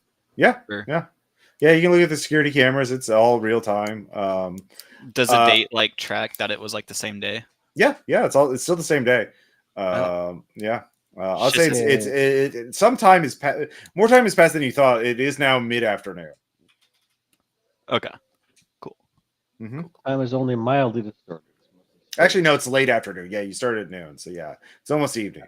I woke up bright and early at noon. I had a Yeah. because you gotta start the day right. And then I guess since I spent that point of luck, there's like that mundane special where you'll find something weird or maybe even useful. Oh yeah. Well, I could say that would be the papers. The papers would give you. Well, no, I'll give you something. I already gave you that. So, I will. Let's see here. What power is that called? I just want to read it. It's just like under luck on the mundane. It just says like mundane special. When you Oh, spend okay. a point of luck, you'll find like. So I guess Something weird. All right. Yeah. As you feel something move around in your pocket, and you look in there, and there's a little airsoft gremlin. And he's Oh, they're like, so cute. yeah, he's pack bonded with you for some reason. That could be awesome. useful. I'm gonna stick him on my shoulder and just have him standing there. Right now. Yeah. He just does that. As he's just like has a tiny little airsoft pistol he keeps cleaning and repairing and maintaining. So yeah, occasionally he shoots something random with it. Yeah. So yeah, you got a little airsoft gremlin. So by the way, you have a familiar too. Yeah. What is The your gremlin familiar? should meet my cat. So my cat Nirvana, still my familiar. He's actually dead now. He's spending a year dead for occult reasons. I asked him about this. Normally familiars don't do this, but it's a special case. Something about before he was my familiar, he involved in some really shady deals, and he has been a year dead. He's still as a ghost to avoid, I don't know, worse consequences. So yeah, Okay, cat attacking cat familiar. got a ghost cat. Yeah, I'll introduce Ghost Cat near Nirvana to the Gremlin guy. All right. Was your cat Yeah. a ghost earlier, or was that new? That part's new. Oh, Nirvana was less dead last time you saw him. Okay. oh, how interesting. All right. Yeah. So the two of you can leave the base, and yeah. What do you want to do now? I thought we might wander our way to the back rooms and maybe. Well, actually, but no. But on the way there, you know what? I really would like to heal if I can. If Yeah. there's time to stop by my haven. Mm-hmm. So you. So I said, "Hey Zane, hang on. I gotta take a left here really quick. What's I this can- way? There's what's this It's way? my place, which isn't part of the weird reworking of geography. I was already here, and you didn't know about that. You're not supposed to. You have a place in the mall? Yeah, don't you? Just No, why wouldn't you? I live in an apartment. I don't live out where I work. Weird. Well, I don't work here. You're right. That would be strange. The fuck? Zane's like, the hell you been living in the mall for this whole time? Just for a little while. 6 yeah. to 10 months or something like that. Yeah. Time is blurry. Time is blurry, that's for sure. So the two of you get to Norma's haven. What does it look like? Well, okay, without breaking the rules of geography, it uses the space amazingly well. But I mean, like, it's clearly not like a regular garden. Like all these plants, they smell funky. There's little weird little things, sheddings fall off of them. It looks like an alien plant garden. So strange.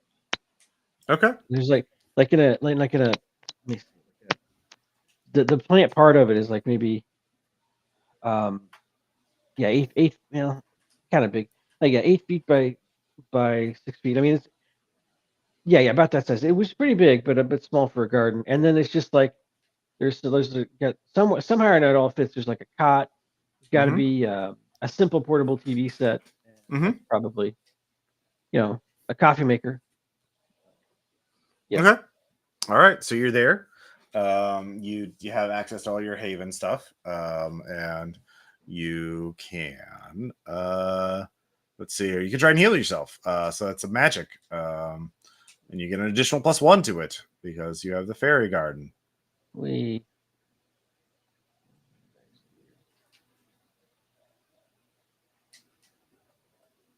Okay, well, that's a 6, 7, 8. All right, not great. I would say it just takes longer. You're just gonna have to the side effect that it just takes longer to do. And let's see here. Actually, no, it doesn't take longer. It has a problematic side effect. You heal up. You do heal one wound, but your flesh starts filling in wrong. The color, your skin sort of takes a weird bluish tint to it. So yeah. Zane's like immediately reaching for his gun. What? Just Hey. yeah. Haven't you ever seen your friends turn blue before? Don't worry about it. Don't worry about it. Yeah. Not with all these transformations going on. You Yeah. didn't look outside, did you? No, of course not. But maybe it was maybe this is a side effect of what was going on. I don't know. Let's see here. Does that shit happen? Yeah, everything happens. Everything happens eventually, and some of it's happening right.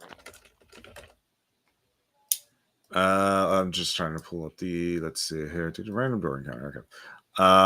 There are, because in the video game there are characters you can find who will show up. You basically your skin looks a bit more like this. Yeah. So Cool. yeah. Right. But yeah, other than that, you look fine. Yeah. So, yeah. So, Well, I mean, it shouldn't be that much of a problem blending in this environment. So yeah, everyone's already kind of losing it. Yeah, exactly. So I'll just pretend it's perfectly normal. So you heal one harm. Okay. And I believe means I'm still at one harm. Yeah. So you can try it again. Obviously, more risks. No, I got a partial. You know. Yeah. Well, you're halfway ahead. There you go. Yeah, you can try and do that big magic if you want to try and divine what is going on.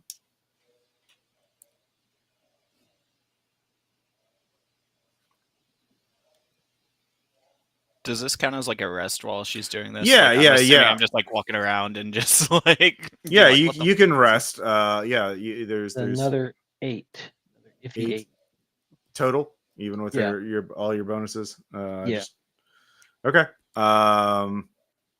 So with an 8, you could spend a point of luck if you want, or you could do that.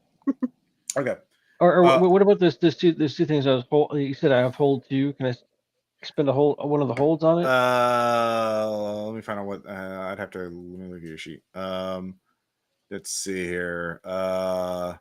Actually, you'd have to spend 2 because it takes +1 going forward, so you'd have to get to a 10. So you need to spend 2 of them. You have to spend both of them. So you can spend a point of luck or spend both the stars, your star align thing. I'll spend both the star align things. Okay. So you push yourself, and you get to rest, Zane, and hang out while Norma's chanting and meditating and drawing a magical circle. Let's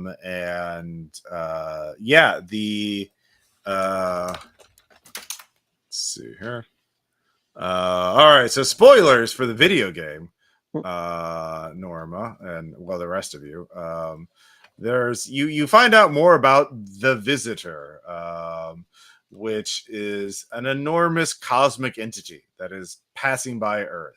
It is this is from the one of the endings of the video game. So there's the eye, that's the Earth. That's the Earth. There we go. And we're still going. We're still going. We're still going. We're still going. We're still going. We're still going. Yeah, and oh no, it's even bigger than that. Jesus. Yeah, that's an enemy there. So, anyways, it's big. You got your full success. You sort of like get a sense of the scale of it, and you kind of like pull your mind back from perceiving it too much, so you don't take any harm. Yeah. But basically, you find out that a group of astronomers drew the Visitor's attention. And so the Visitor visited Earth because astronomers perceived it. And in perceiving it, it perceived them.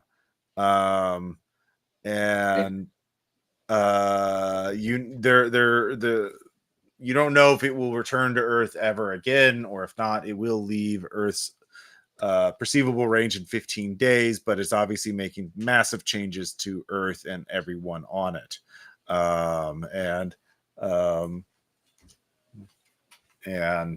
So the question, it is not malevolent. It does not intend to do anything. It is simply, it is so powerful and cosmically different that when it perceives someone, it understands them, and they in turn understand it to a degree, and that changes them and reveals their true self, or a version of their self. Yeah. And some people die. Some people are mutated. So the question is, what do you want to do about it? If you can't stop it, obviously it's just too big. But you can't try to mitigate the damage. You could try and focus on protecting yourself. Zane, it's going to be a long 15 days. I think we should try to protect ourselves, but I also think we should. I also think we should try to do whatever we have to minimize the amount of destructive chaos that happens within them all. I think that's or the other thing is, you could try to go, because it's fucking with the time. There is a desperate option. If you want to save the world from the visitor, you could. You realize you could, when you get mutated, your abilities change, and if you focus on stopping this from ever happening, you could mutate yourself so that you could gain the ability of traveling back in time and stop the astronomers before they draw the attention of the visitor. Of course, that's sort of a one-way trip, right? That's not something you come back from, but that's a big damn heroes option. But you can try to mitigate the damage the visitor is causing on Earth. You could try to focus on protecting yourself, or you could just try and open a portal to a alternate timeline where this doesn't happen. There's a lot of options available to you, which is like, what are you thinking? Yeah. I mean, personally, Zane, the option I'm thinking of is the one where you just kind of ride it out and let it be weird. But I mean, you're the mundane person here. What do you think? You think we should risk our existence to mutate and go back in time and save the world?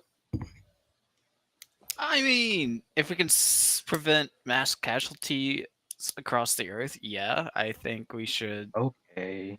But did you say like all the options, like including the timeline one? Yeah, and then also we could just jump timelines. We could just leave this dimension altogether, which doesn't really feel quite as heroic as changing things, does it? But it might be safer. I mean, I watched like Endgame or whatever it was, where like if you just affect that piece of the timeline and leave, like it's done or whatever. Like, oh really? Like, Okay, yeah. I'd rather not die. Like personally, Zane, get in your possible. morality from the MCU. I see you. Yeah, it's possible, Zane. It's also possible that you and or I will wind up meeting us from another reality later, and the other us is going to be really pissed off that we didn't save them. It could go either way. I mean, if it's the same timeline except the visitor didn't happen, then he would have the same morality, and he'd be like, okay. Yeah, it's kind of a crapshoot, but so it's whatever you want to do. Because I'm inclined to just ride this out. It seems like the one that has the least number of. I mean, we gotta try to save people. Like, we could do what we could can try do. to save people that are here. Yeah. I mean, we could just let whatever is happening happen, and just try to get there as best as possible and adapt people to the new normal. That was, I mean, I kind of like that approach. But you think we should try to save this timeline? If you want to just try to make a portal and run through that to a different here, it's up to you. What do you think we ought to do? I think we should try to save people. I think we should try to save the world. If it means mutating myself and dying, or just leaving to another timeline. Well, you could try to mitigate the damage here, right? Like you could try and like guide people in more, like you saw that what was his name? Darren, he kind of mutated but still retained his sense of self. Change, but like you could try to like whatever's happening is happening, but try and like make sure it doesn't like get too bad, or limit the damage. So, and that would be, yeah. Yeah, we could do that too. Change humanity, but hopefully not kill ourselves in the process, I guess, or have mass killings and stuff. Yeah. So in terms of like, yeah, so the time travel thing, stop this all from happening. Norman, that is 100% a one-way trip. That is that ends in your death. Like, there's no way. You have to die, like, in order for this to work, because you have to stop these astronomers before they perceive the thing, and then you have to make sure you die, because you are still connected to the visitor, and your that link may draw the visitor's attention. So you have to kill some people that have done nothing wrong yet, and then die yourself. So like, that is, and that's assuming you can even travel back in time to do this. The second option, mitigating the damage, there's several different ways you could do this. You could do this, and it would require several different things. One would be stabilizing the mall itself, dealing with the back office and the general, and then using a ritual. You now understand this well enough. You can kind of guide the mutations a little bit so that people don't go so antisocial. Feral? Yeah, feral. There we go. That's a good way of putting it. Then there, and then of course making sure everyone has enough food and water for the 15 days, and just kind of like turning this into a little, and then using whatever spells you can to kind of positively influence it. And you don't know if that's going to work or not. You sense the astronomers who found this thing are still alive, and they're still wanting to also do that. So if they work on their end and you work on your end, maybe that'll be enough to mitigate this and have some kind of civilization after this event ends. So you see, even though the astronomers have presumably been changed by this, they're still working. That's another divination universal to find out if they're their state. Like, that's, that they're still alive, and they obviously probably have been changed. But that's it's outside of your range of influence. I mean, Zane, here's the point. The people so far, a lot of people we've seen have been changed. Even the ones that have gone feral are still, to some extent, trying to stop this. They're just doing it in bizarre ways because the reality has been altered and they haven't noticed that. They're still trying to help. They're still on our team, more or less, kind of. Mm-hmm. So, and the other thing is, you just be selfish. You could just make sure you have enough stuff, and you could become warlord of the waste afterwards. Or again, you could just fuck this, Rick and Morty it, and start over in a new timeline. Or maybe you just want to embrace the chaos, go out there and look outside and see what kind of how powerful you can get. Maybe you could go Super Saiyan with this bullshit. I don't know. This is an open-ending game at this point. Like, it's based on what you want to do. Yeah, I'm just setting the stage. So yeah, Norman's not really the power hungry type. Mm-hmm. Yeah, I think we should save at least some people if we can. Okay. So if you want, all right, so that sounds like you want to mitigate it. So mitigating involves stabilizing the mall, and that means dealing with the general and the back office. If you can do that, you can if you two do that, then you'll be the two most powerful people in the mall, and you'll be able to say what goes, and you can be a little bastion of sanity in all of this chaos. So I'm gonna teach them all to knit. Mm-hmm. That's how we're gonna get through this. I mean, there'll be a lot of need for custom clothing. People are gonna be. Yeah, we're gonna crochet. Damn it. Yeah. I mean, all right. So you sort of talk it over, and there's two main problems: the back office and the general. So you know what the general's like, and you know what he's all about. And he's not gonna. He definitely has to be taken out. Like, if you want to mitigate the damage, like. He's definitely not. He's a megalomaniac. He's not going to settle for anything other than total conquest. So you have to deal with him one way or the other. The back office, you have no idea. They're somewhere around back here. Yeah. So it's hard to even get into the back office? Well, you haven't searched yet. Okay. If you want to search, that would be like roll sharp. Go out, leave your haven, roll sharp to investigate. Zane, are you ready to do some more investigating? Lead on. So I'll say this is day 2 now. You did sleep, you did rest. You had to cast your big spells. The Nirvana and the Gremlin are at an uneasy standoff. Nirvana, I keep saying don't bat him around like that. He doesn't like it. I have decided yeah. The gremlin's name is Bob. Bob. Bob has been taking pot shots at Nirvana, and Nirvana has been trying to swat at. Be good about it. Yeah. Nirvana only tried to eat you like 5 times. Yeah, so both of you can roll sharp. Yeah, Nirvana used to be able to talk, but he probably can't talk right now while he's dead, which is fine. All right. That's an 11 from me. I got it. I think I got it. Oh no, that's a 10. Okay. Yeah. That's no. still... I only got a no. Wait. Yeah, I got a 6. So here's what you figure out walking through the back corridors. They start switching on you, and you start walking through the same corridor multiple times. You realize there's some sort of labyrinth maze effect on here, but you figure out there's signage that provides a clue, and there's sort of like a logic to it. And you get a sense of the motives of the back office before you come in range, that they're looking for new tenants, and they're looking to draw in more foot traffic. They're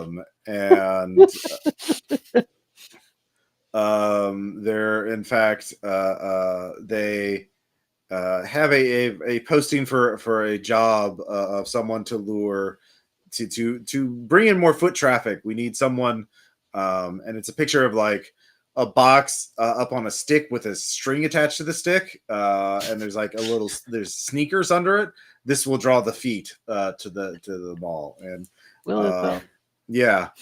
And so you realize you have an in if you want to talk to the back office and sort of gauge them socially before you deal with them, but like you get a sense of how the signage works, so you could try and like sneak in and get in to ambush them. But like it's a mercurial being that's sort of like floating through the felt but not seen, like all landlords. Yeah. Yeah, you also realize money would probably draw their attention too. Yeah, what do you so you get a sense of the basic how they operate. You don't know what their exact combat powers are or anything like that, but like they it's hard to make them manifest to get in punching or shooting range or whatever. But you can, but you need to use bait or sneak up on them. There's like a pile of money. Put that on the ground with a box with a stick holding it up. That'll get it. Well, the box with the stick thing is they seem to think well, you had an 11 on your sharp. You realize there must be a shopper who turned into nothing like a footipede. In fact, yeah, you saw it on the traffic on the security cameras earlier. There's just like, imagine a human-sized millipede but with human feet. And the back office really wants that. That's a lot of foot traffic. You mean feet are in a footipede? Like a lot. So like it's not like they're wanting us to get people into the mall. It's like they want foot traffic. They want foot traffic, and what could give you more foot traffic than that? Yeah, it's a footipede. So that would be, or a pile of money would be used to lure them out. But you can also make a cool check, or you could try and use magic to like navigate the maze effect that's keeping you from directly seeing the back office. I want to magic that. Yeah. Yeah.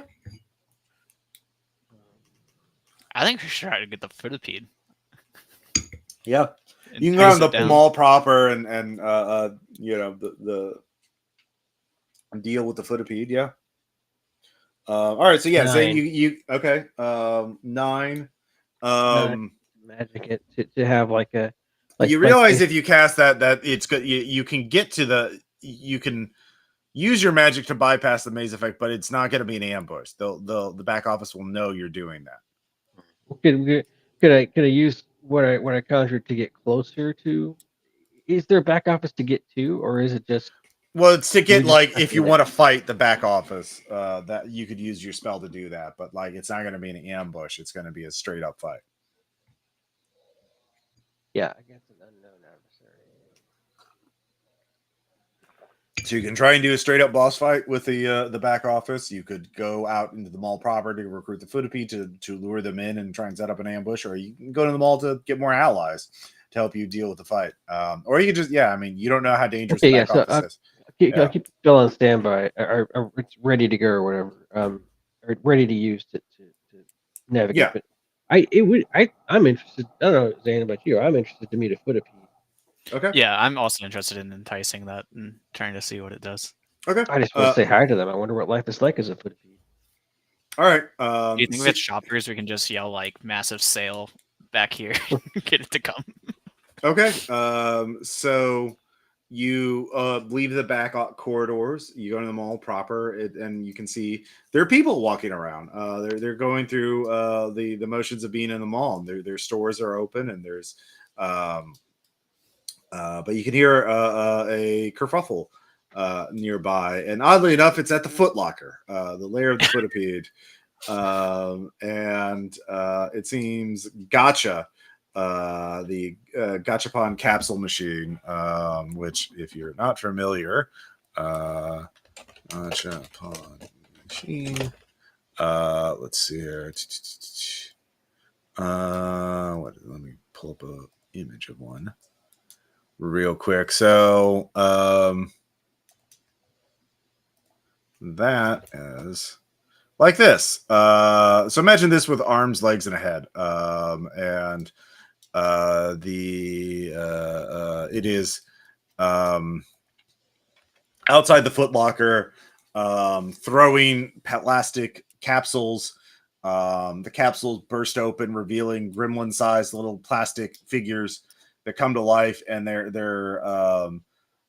getting they're building ropes out of shoestrings, and they're trying to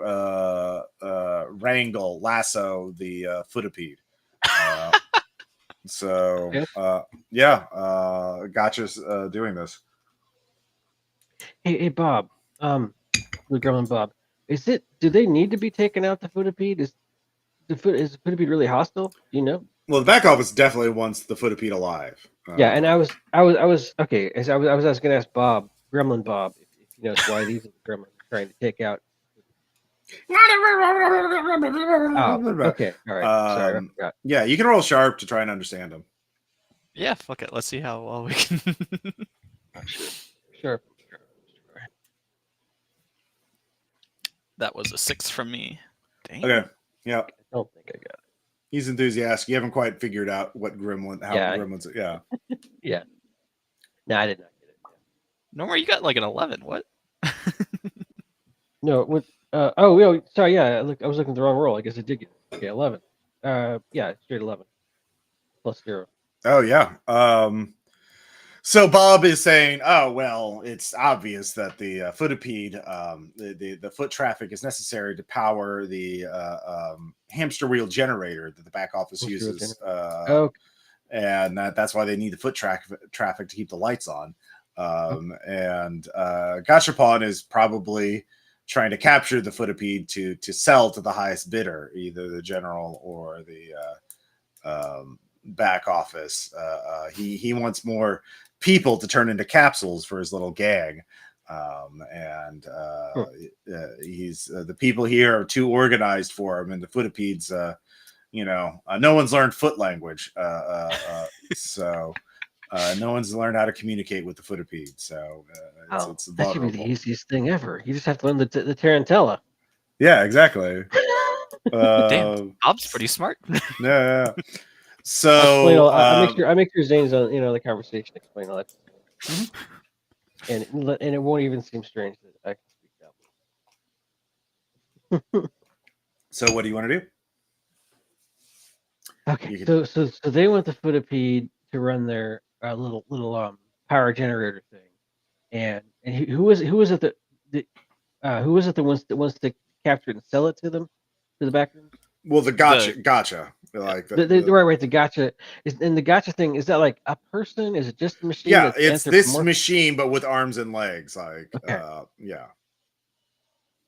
His whole thing is capturing people and turning them into little capsule toys that he can throw out like Pokemon and control. So it's very odd, but yeah, it's effective. Alarmingly effective.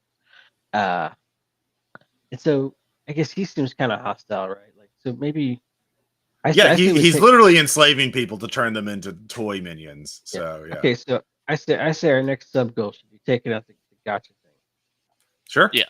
that'll Yeah, definitely be a take thing. that out and save the Yeah. Footipede and capture it ourselves, I guess. You both get an ambush action. He's totally focused on this, so you can just try and kick some ass. And you will Also, not this be able would to be fight back this turn. But yeah, this would be the second time that Zane fights an object, because he fought that doll in the fucking Hunting Lands one too. oh yeah. He's technically a human that's been turned into an object-like form, so he's got Yeah. human parts too. So yeah, he's been he looked outside. So yeah, you can both roll. Tough if you want to just kick some ass. Or what is Zane armed with? So I have a pocket knife for multi-tool and then a small handgun. Okay. I assume you want to use your handgun. Yes. Okay. Yeah. Unless if Norma has any magic stuff she wants to do first, but otherwise I'll just Well, pop not off with a handgun. specifically, except I was thinking maybe I could magic it to try to immobilize it to make it easier to shoot. Yeah, that's definitely use magic. Yeah, you can yeah, you can trap it. Yeah.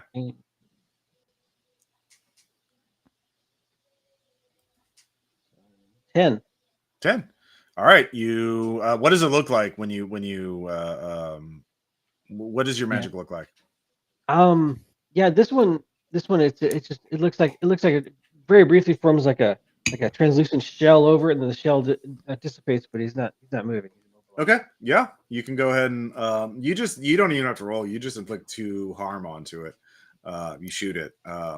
So the little capsule toys, the Bob and Nirvana warn you that the little capsule toys, they make a different kind of little plasticky clicking sound.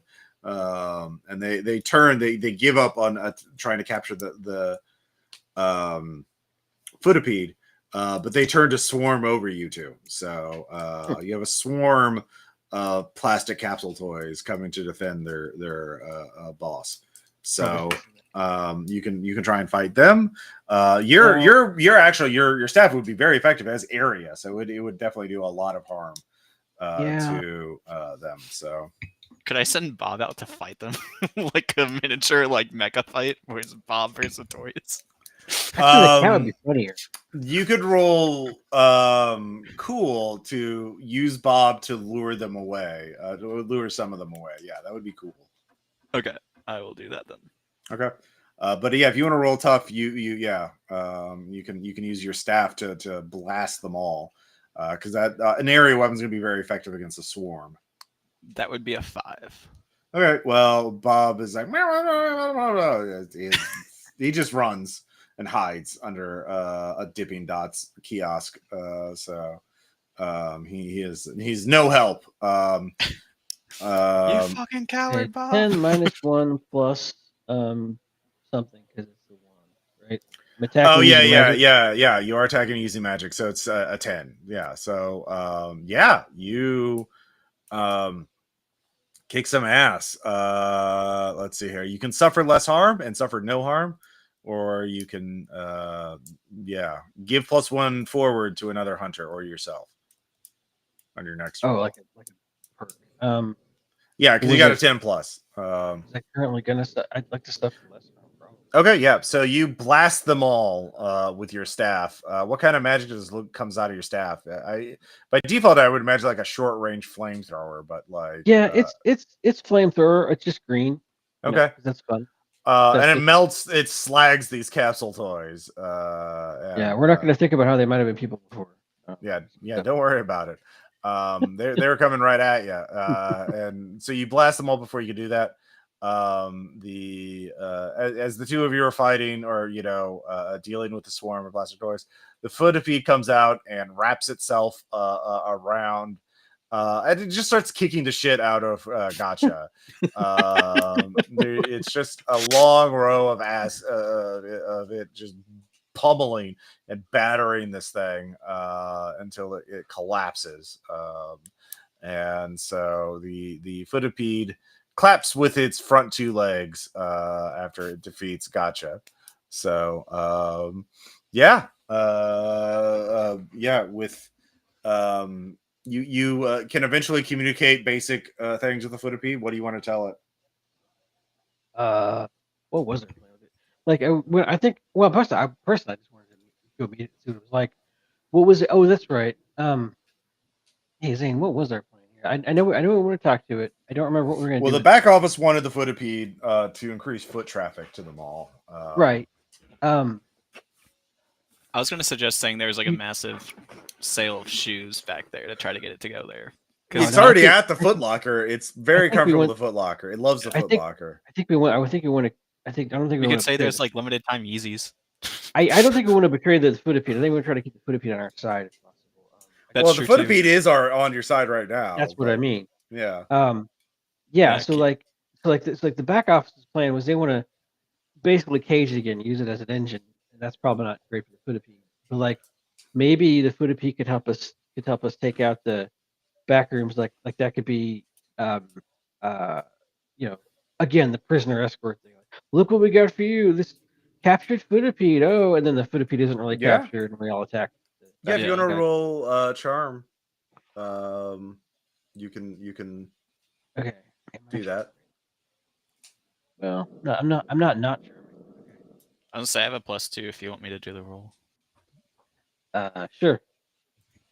Yeah. Well, you can also roll. There's assist another hunter move. Oh yeah. Yeah, I can assist you with it. Well, no. Well, Norma, you have the higher charm, so Norma can assist you with a cool. Okay, yeah, I'll do that. Help out. Like basically, what it is Zane is like. Did you get it? Okay. I only got a 5. Okay, yeah, you don't help. Basically, Norma's like, this guy's right. You should listen to him, and the Footipede is like, whatever. But Zane, what'd you roll? I rolled a 8. All right. If you actually can I spend luck on that? We start with 3 luck points. Well, I mean, on a 10, it's only going to give him a +1 on his roll. Okay, no, it's fine if he's got it already. Yeah, you already got a partial. So now you've already helped the Footipede. So the Footipede is like, I'll help, but I don't want to go in the back corridors. Can you convince him to come out to try and grab me? Maybe for you. Yeah, he the Footipede will help you, but he doesn't want to go in the back corridor. That's fair.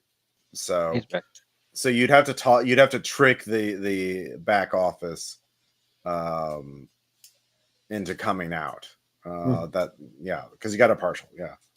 Ooh, we could do contract negotiations. Be like, the Footipede is willing to work for money. Imagine the money you give it, or you'll get from its product. Yeah. So yeah, if you want to deal with the back office, you have the Footipede. The Footipede can stand out in the middle of the thing.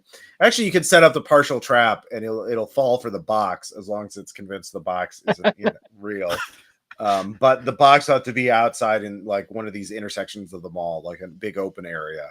Sure. Not in the back corridors where maybe it's a really big box, like the kind of skeletons come in. Yeah, exactly. Yeah.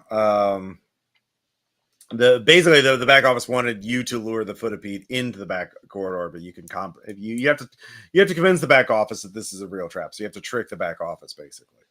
So so at least one of you has to go in the back corridors and go talk to the back office to lure it out. I'll talk to him because I'm the one that knows how to get through the maze. I mean, you can both go if you want, like, but yeah, if one of you wants to stay behind to do the trickery, I mean, you can cast a spell and send Zane, and then you can wait out. Okay, sure. Okay, so if you want to do it that way, it's fine. Okay. So Norma, you stay out in the mall. You're basically waiting in an ambush, with the Footipede. The Footipede's hiding under the box. You're hiding behind a fake tree. And Zane, you go in now. Norma cast a spell on you earlier, so you can navigate directly to the back office. Yeah, so just a little arrow appears in front of you, so you which direction to go.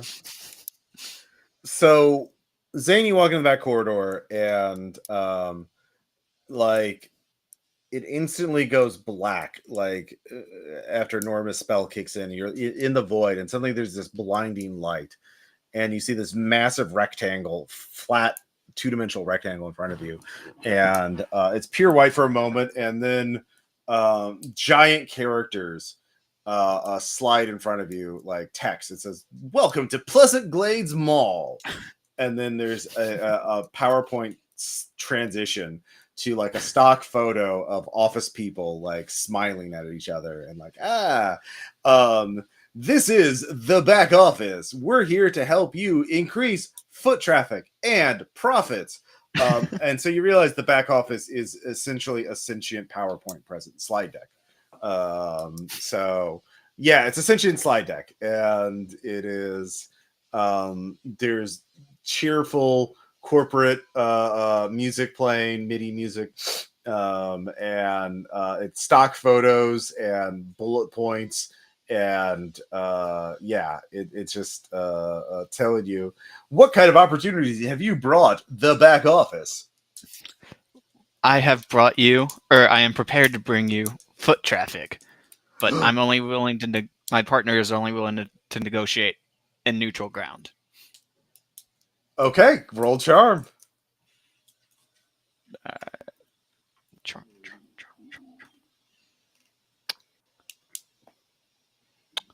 That would be an 8. All right. I'll go out if you stay here. Sure.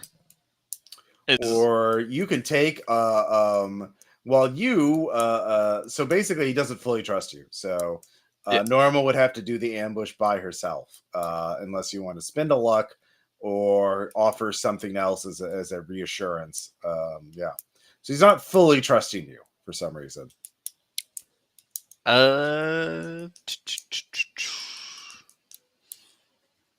Yeah, I guess I'll use one of my luck points to. Okay. So you swing, you know, like, but this, think about the synergy we could do together, and like it's a deep blue ocean strategy. You really have to think agile. Let's circle back to that concern you had, and the dividends you'll get, the return the on dividends. investment. Yeah, exactly. Yeah, you didn't use enough LinkedIn jargon.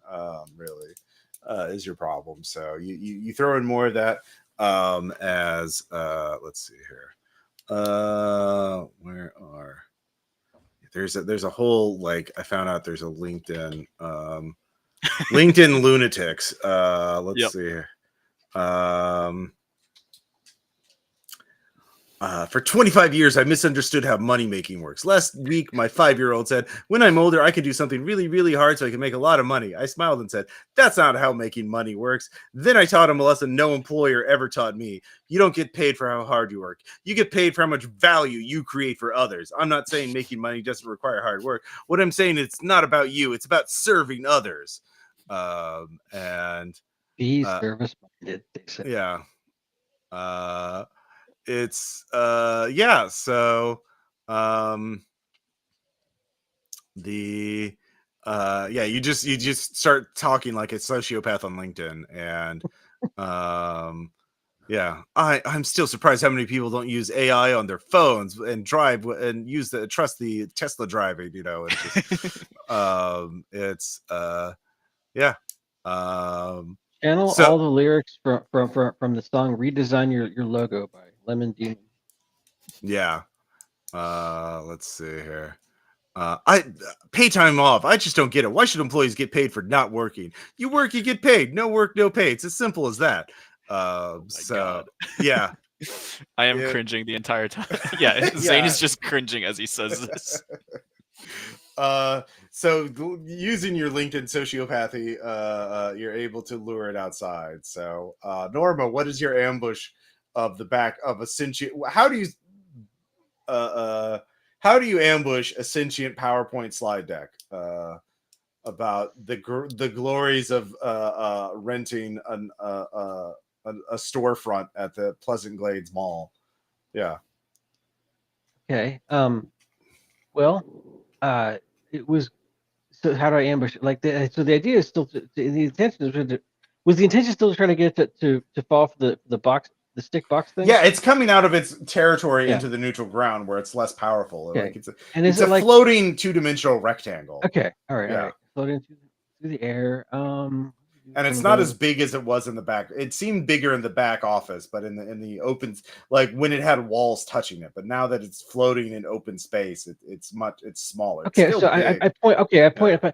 Look, see that pile of money? I'm pretty sure there's some important data and some tables under there. You need those. They'll make your spreadsheet better. Well, I mean, it's going towards the box where the footipede is, but yeah, you need to like attack it in some way. It's going to where you want it. You're positioned behind it. How do I attack it? Yeah. Do you want to do magic to do some sort of effect, or do you want to just do damage to it? Yeah, magic. I mean, actually, one of the things you could do is you could attempt to banish it outright. One of the basic uses of magic is to banish something outright. Banish the spirit or curse from a person, object, or place in habit. So you could banish it out of the mall entirely. You could excommunicate it from. You could evict it from the mall. Yeah. So that's a big magic. But you've had time to prepare. So yeah.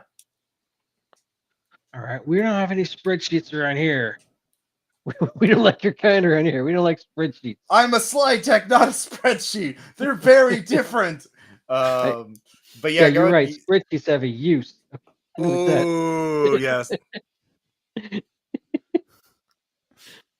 10. 10. Yeah.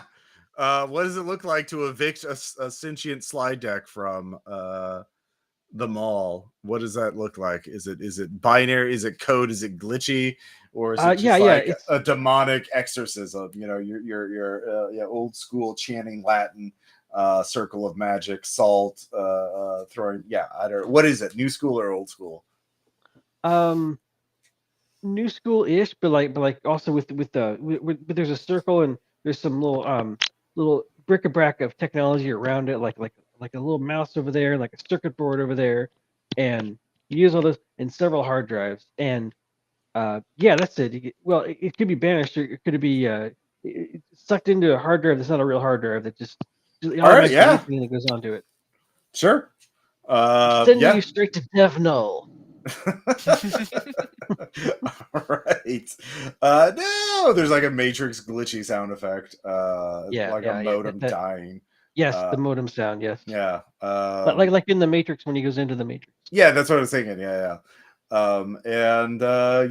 You've dealt with the back office.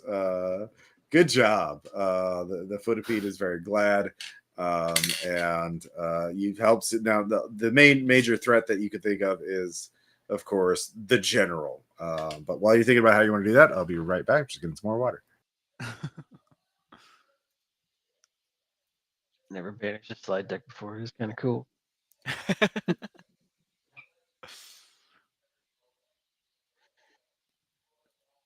Well, it's a day at the mall. I don't know what we're gonna do with the general. I don't know.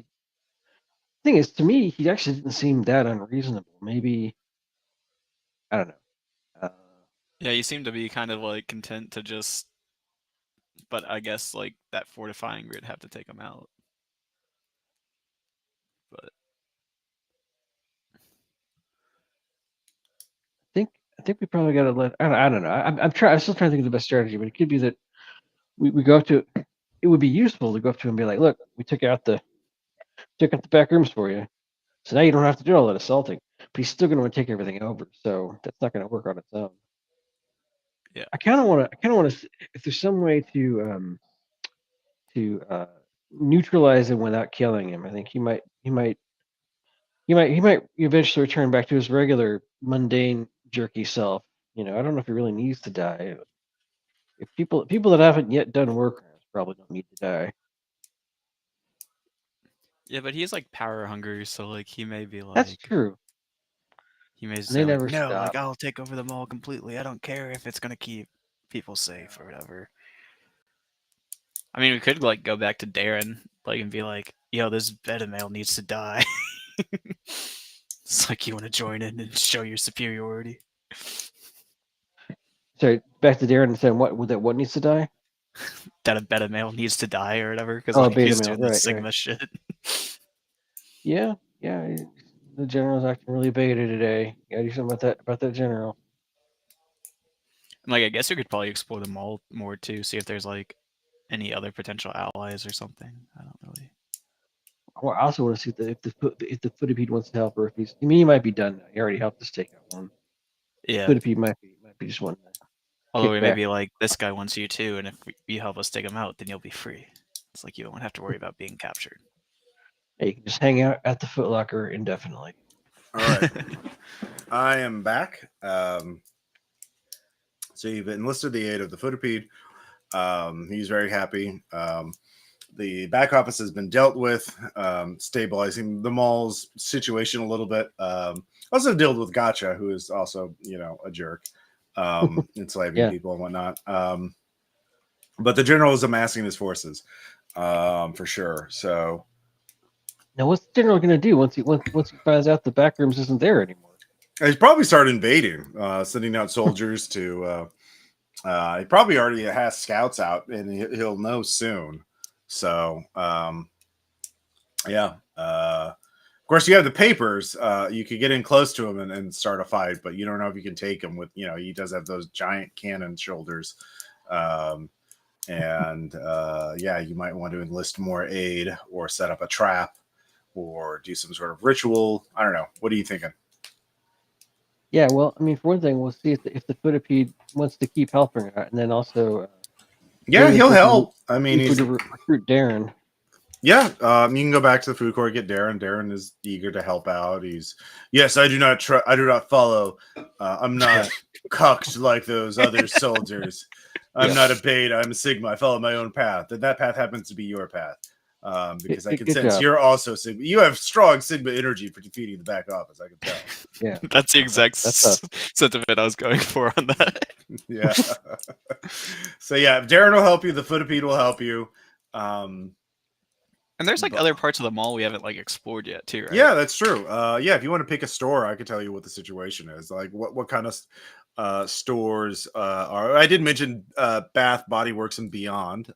Yeah, that has like an angel or whatever. Yeah, yeah. Yeah, so it's got How about a combination bookstore toy store? Because I think those exist. Bookstore / toy store. Yeah. Yeah. There's Ben's and Nickel. Yeah. Little outlet in there. It has a little coffee shop in there. So, you, well, which one do you want to go first? The Body Works or Ben or the bookstore? Or you could split up and each take one. Like, yeah. All right. So Zane, you go to the Bath Body Works and Beyond. There's like. It's like soft. No, watch out. No, watch out. I call it. Watch out for that Beyond. It's, ooh boy. Just like, I want to kill a wizard. Follow me. What is that clicking sound in the background, by the way?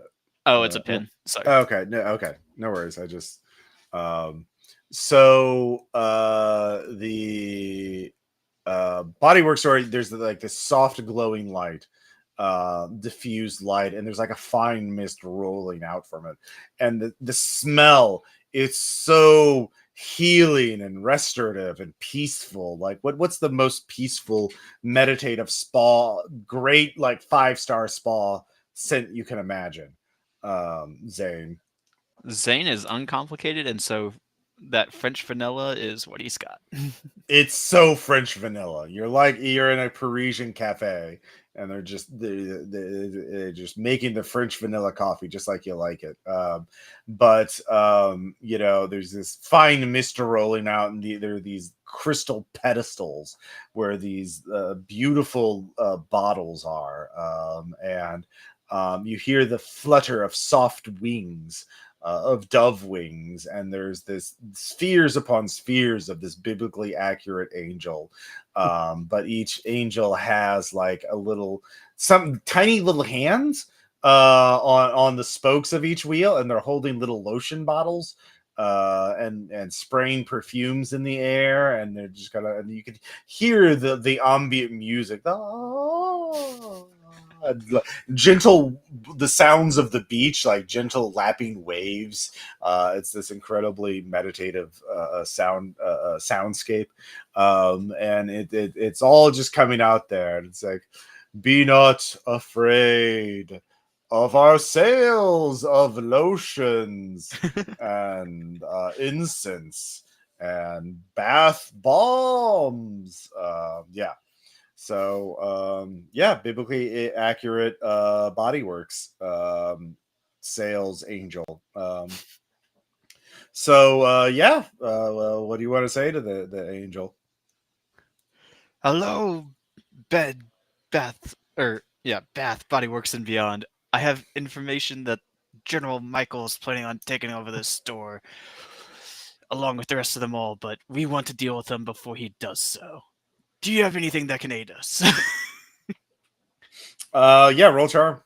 Because they did say bath bombs, so Yeah, they're they actual did say bombs. bath bombs. You did pick up on that. It's like, what do you have in your Beyonce?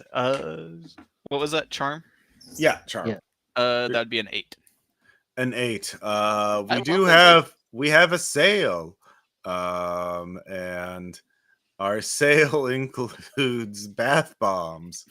But let's see here, landlord's apartment. So just to give you an idea, there are let's see, they can throw one of the enemies in the game, like this is a very punny game, like one of the enemies you encounter is literally called a hand grenade, and which is a little hand with a grenade in there. So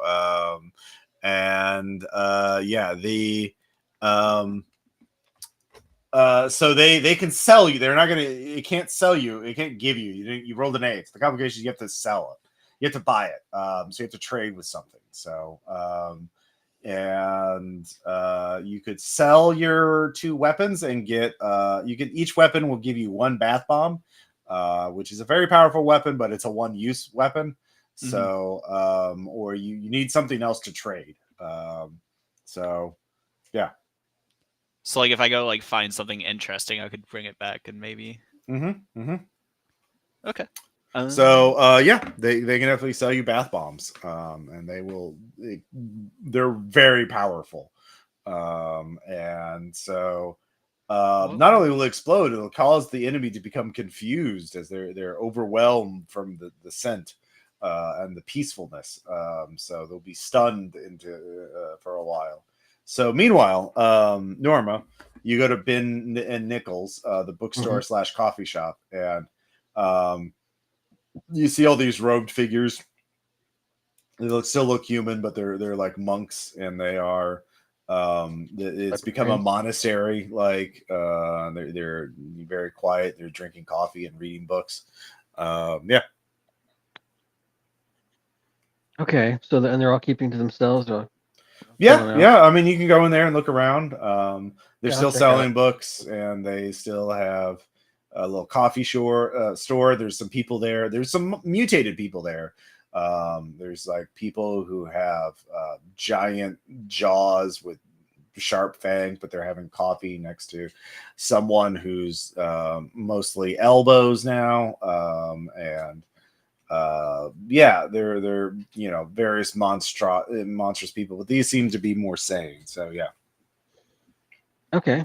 Yeah, I guess what was I originally here looking just to see what it was like, see if there's anything that can help the cause. I'll look around at the books. The books, do they have any? Like I pick up some from the occult section, like practical magic. There's the Necronomicon. Yeah. Oh, well, that's interesting. When you look at you think you realize this is Borges' Library of the Infinite. Only it has a helpful little kiosk to tell you exactly where any book is. So yeah, any book that has ever been made or will ever be made is here. But they're for sale. It's not a library. You have to buy it, or you have to buy a coffee to sit down and read it. Right. Well, I mean, don't know that I really want the Necronomicon. It doesn't seem like a good idea.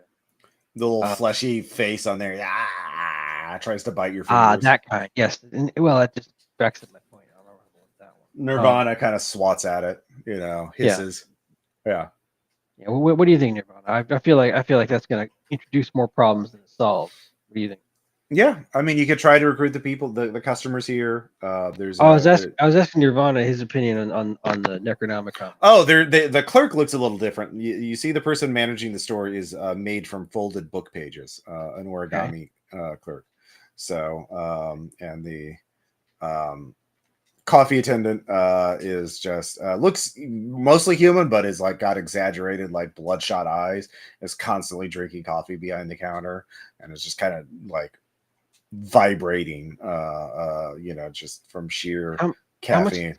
how much is the coffee isn't too expensive? I like probably is. But I like a coffee. Yeah, you get a coffee. You can get a regular coffee. You have some pocket change for that. So yeah. Okay. Coffee. Yeah, you know what I'm gonna try to do? I'm gonna try to browse a bit and feel what speaks to me, what kind of jumps out, and then of course I'll have to figure out how much it costs. I do think there is a book here that can help. I'm not sure which one it is yet. Out of Infinity Books, but Well, this is more on your end. Like you realize you can find any book, but you need to have a focus. So you have to tell correct. me what would be useful to you. I can't read your mind. I'm not gonna like fill it in for you. So Okay. yeah. There's more of a creative exercise in terms of like yeah. If you had infinite books, what would be the book that would help you the best in this situation? I don't know. You tell me. So Well, okay, yeah, it's maybe a little simple, but I'm. Oh, wait. Sure, why not? The Art of War to come up with, but not like the act. I mean, the Art of War, but more like where how I won the it battle at the mall, defeating General yeah, Michael, yeah. Thank you. That, a yeah. mall civil war history book. Yeah, that. Okay, yeah, It's got yeah. it's a It's shrink specific wrapped. You thing. can't read it until you buy it. Yeah, I guess. So I got take it to the clerk. Hey, I kind of need this one. He brings up a price. Give me a charm check. Oh, darn. Okay, let's see.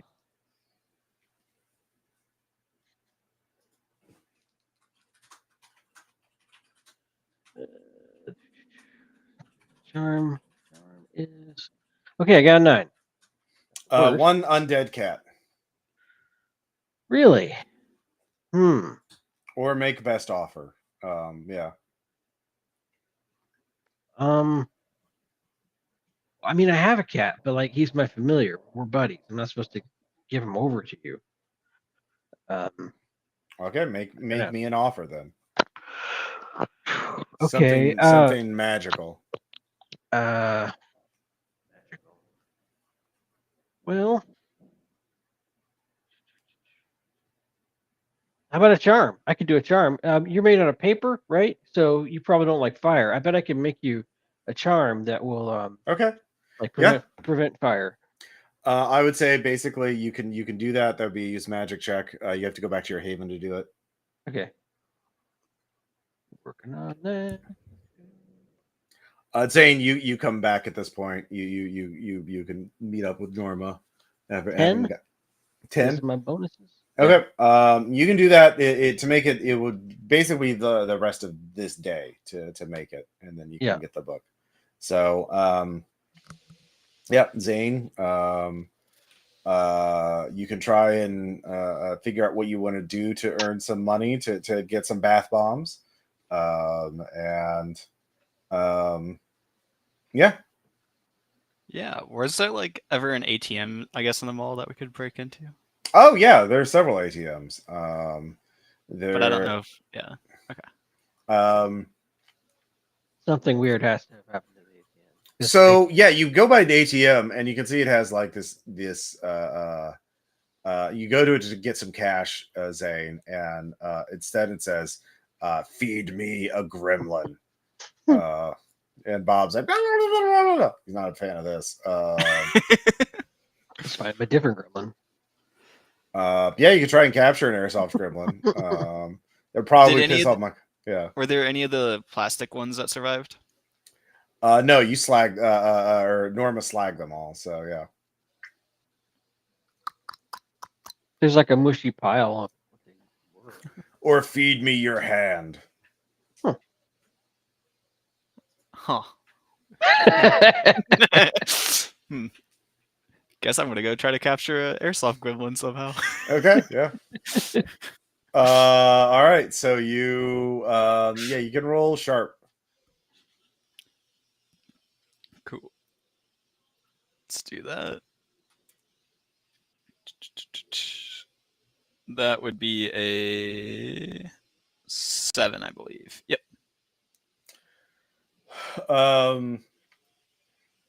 So you figure out a plan, and it seems like it'll work to capture. It's the box with a stick and a string, and you found some dipping dots. They love dipping dots, and so you capture one. But it calls out. There's a swarm of them nearby to reinforce it. So roll cool to get away from them with your gremlin intact. All right.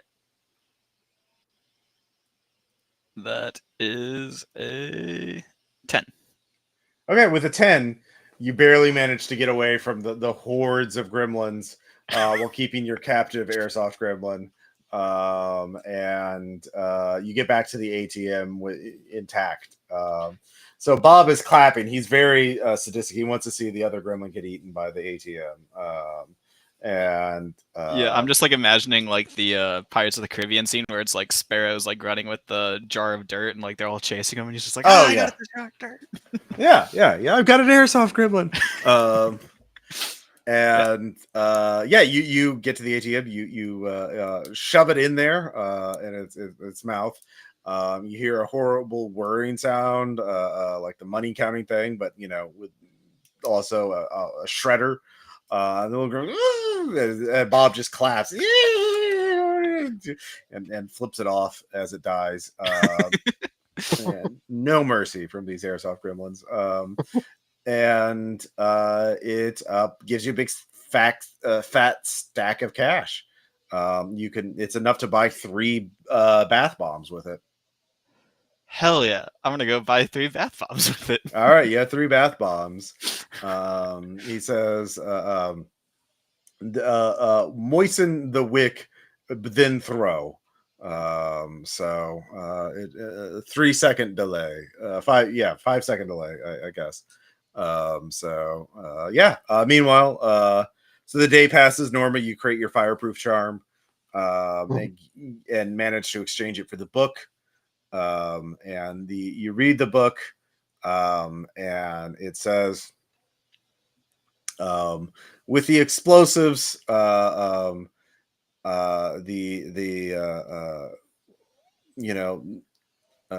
Zane was able to lure the general out into the open at the food court for a speech before commencing the invasion. Little did he know that all 3 bath bombs were in the podium to assassinate him. It was only the cunning act of turning the fire sprinklers on to ignite all 3 bath bombs at once. Was it? Wait. You're saying, oh, no, okay, that's right. Water. Okay, and Mr. Go ahead. Yeah. So, and then from there, the demoralized forces were easy to defeat by a combined arms assault from Darren, Zane, and Norma. Sounds good. Yeah. So, Zane, you just have to go in and convince the general to give a big speech in the food court, and someone needs to rig the podium with the bath bombs.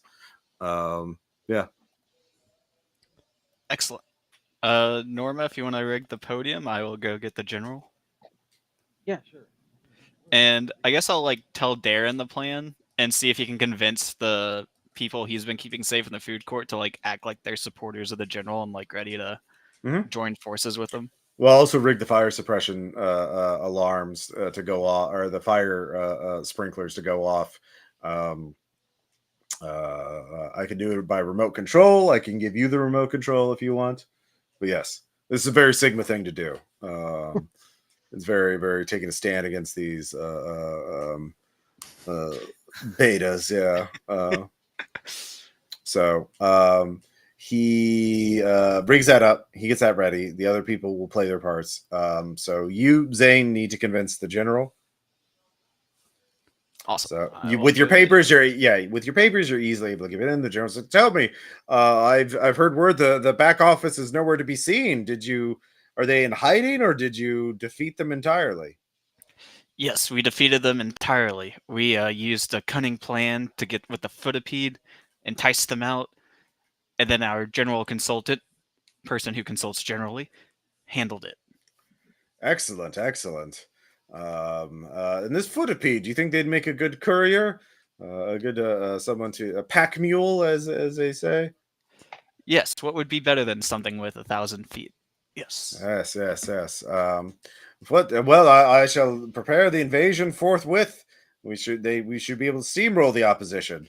They're your problem. We march at dawn. Um,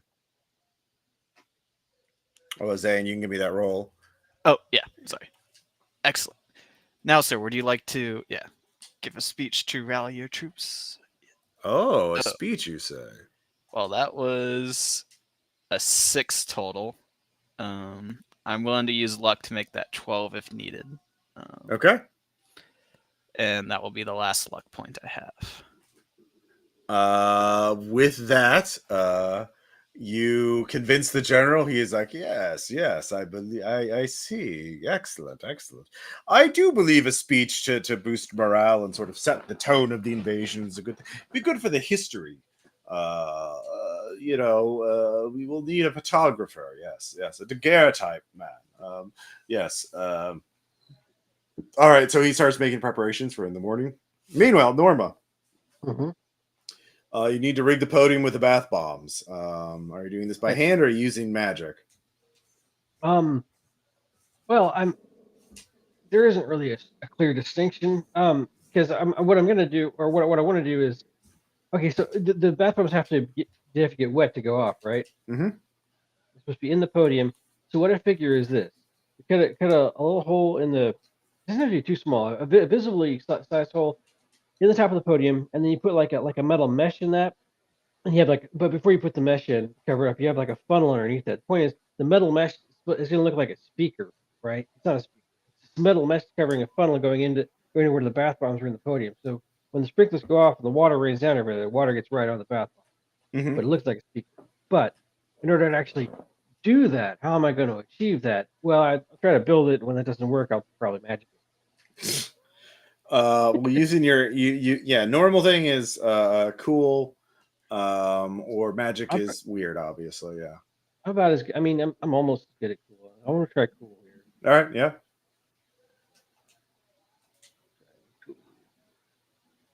11. Sorry, plus 2 from the cool, so 13. So Damn. cool. Yeah. Yeah. Yeah. Basically, as soon as the fire sprinklers hit it, it'll ignite the bath bombs in a matter of seconds. Norma can do some mild engineering too. Yeah. Good for Norma. So with the two of you working in concert, you have the podium set up. The soldiers run out, and you can see they are held up by strings that go into the ceiling. But then there's a central cable leading from the ceiling into the general. But there's also Bill and Alan and Stacy there, and they don't have strings. And Zane, how long do you let him speak before you trigger it? Probably maybe like 2. Actually, let's be dramatic. When he gets to the crescendo of like, everybody march, and then I'll detonate. Okay. I'll let him. So he has this long-winded, bombastic speech, like a Civil War general. He's like, "Let me read a letter I sent back home, dearest Martha. We've been fighting a war for some time now, and Special at the PBS mall. documentary music starts playing. Yes, exactly. Ken Burns shit starts Yeah. happening, and but we are fighting for the future of this republic that should be run entirely by me, because I am the true man of destiny, and blah blah blah. I am descended from Alexander the Great, and I was also a Navy SEAL. And he just goes on and on. And I totally hooked up with that waitress at Applebee's that one time, but I rejected her because she. All right, fuck this. Detonate. Thank you. All right. If that keeps going, I was gonna have to make a check to not do something that's planned. All right. So the general is exploded, and it smells delightful. These bath bombs are great. There's suds and chunks of flesh. The gremlins have been pulverized. The cannons just fling off in separate directions as big metal pipes, essentially. The puppets fall to the ground, inanimate. All that's left are the three other co-workers, and they kind of get up, look stunned, and they see the what are you two doing? As they're the three security guards are pulling themselves up. Oh, we should have brought refreshments. We should bring people refreshments. Because now it's time. Now we can kind of like get back on track here. We can just wait this thing out. We're just gonna play some little party games. The three people survived, right? Yeah, 3 people survived. Like 3 people that are enemies. Well, they're security guards. They were actually Zane's co-workers. Yeah, not just puppets made by the general. All the puppet soldiers were just puppets, extensions of the general. But the 3 were human. They've all been mutated. And Bill gets up and he's like, "What have you done? We could have conquered this place and lived like kings. The general did everything we whispered to him. As long as we couched it as an idea, his idea, he loved it. And so you fucked it up for all of us. We could have ruled." No. That coward of a general would have led you to your deaths entirely. By doing this, by usurping control, by following me, we will get out of this alive. We will make sure everybody else stays alive. Yeah, listen to him. I don't want everybody else to stay alive. There's only so much food. Only the people who serve us and work for us and do whatever we want get to live. Everyone else has to die. We're in control. Bill, did you notice that the control room didn't used to be that as big as it is now? Yeah, it's better now. I like it this way. He takes out his airsoft musket and shoots at you. Roll cool to not get shot. All right, I'm rolling. So Stacy gets up her Gatling gun, and Alan also has a musket with a bayonet on it. So they are going to fight. I'm treating them as one enemy, but they were the inner circle was going to profit from the old regime, and you fucked it up, you idiots. That makes sense. Yeah, I got a 10. All right, so you avoid getting shot at, but this is going to be an action scene. So like. Yeah. The inner circle wasn't going to have any of this, and so you took out the main threat, but there's still some threat. I guess I should have bought 2 books: how to defeat, and then the sequel. Yeah, well, how to deal with the how to do reconstruction right, i.e., no mercy to the losers. Burn it all. So you got to deal with the remnants. So Zane, what do you want to do? Do you want to fight them? Do you want to I'll target Stacy because doesn't she have the minigun? I'm treating them as all one group. Okay. So like you're just fighting them. So like are you shooting at them with your actual handgun? Yes. Yeah. Okay. I will be. All right. Roll tough. Ooh, that's a 9. Okay. So you hit her for 2 damage. You hit the group for 2 damage. But she returns fire, so that is an area Gatling gun. So both of you are hit for 1 harm. They're airsoft pellets, but there's a lot of them. So she's just laying down this covering fire. And you're being hit by a lot of pellets. So Norma, you also took the 1 harm, so be sure to mark that. Okay. What do you want to do, Norma? How about a little fire scarecrow? Are you using magic, or are you getting up close to use the staff? Oh yeah, it would be close. The area effect will be more powerful because it's a group of people, so we'll do more damage. You said have to get up close for that, though, right?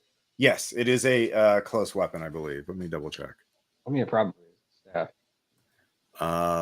Yeah, I think it has hand as a It says hand, yeah. yeah, That effective makes within arm's reach. So Yeah. yeah, it's like a blowtorch range. Yeah, I don't like getting up close. You know what? Screw it. I'll get up close. yeah. I mean, they have bayonets, so. Oh, you do have armor, so yeah, you didn't take any from the. Yay. Yeah, don't forget you have armor. Yeah, so you ignore that. Yeah. Okay. Anyway, rolling for the staff. Okay, so tough. Right. So +1, -1. So 8. All right, so you inflict damage on them, and they inflict damage on you. And so that is they Alan the intern bayonets you, and but you blast them, inflicting 5 damage +2 damage because area, and there's 3 of them, so +2. So you inflict 5 damage on them. That's quite a lot. They're heavily wounded now. how much But harm do they do to me? 3, so 2 with actual damage gets through. Okay. And then what point do I fall over? Well, you get How much harm? injured at 3, so Okay, I'm you're injured. going yeah. So it's going to be harder for you to do things. But you are I'm just now at 3 now. So. yeah. So well, actually, you're still at 3. Then you're fine. If you take any more damage, you'll be bleeding. Oh, if you take any more damage, you'll have to be stabilized. Otherwise, you'll bleed out eventually. And if you take 7 damage, you're dead. So right now, you're barely hanging on. So yeah. And let's see here. Darren starts throwing hardened pizza slices, stale pizza slices, at Bill, throwing his aim off, so there's no sniping. So he's helping. And the other food choppers are, doing their best. Yeah. Is Wikipedia with us? You didn't ask for. All right, that was earlier. Okay. Yeah. I mean, you could make a roll to say, of course, I had Footipede nearby to do something, but that would be your action. So we're new round. Zane, what do you want to keep firing, or are you going to be trying something else? I'll keep firing. Yeah. Okay. Yeah. Roll tough. That is a 7. Okay. Same thing. You'll take a damage from being pelted with airsoft pelts as you shoot at them for 2 damage. They're definitely severely wounded, but she's suppressing the other office workers and Darren to a degree. But yeah, you're shooting at long range with this. So yeah, it's just an intense gunfight at this point. But yeah, let's see here. Norma. Mm-hmm. You think one more good hit with the staff would do it, but you'd have to brave another bayonet strike. Yeah, I could do that, or could I maybe spend a point of luck to say Wikipedia helps now? Yeah, sure. Yeah, Wikipedia can. Let's see here.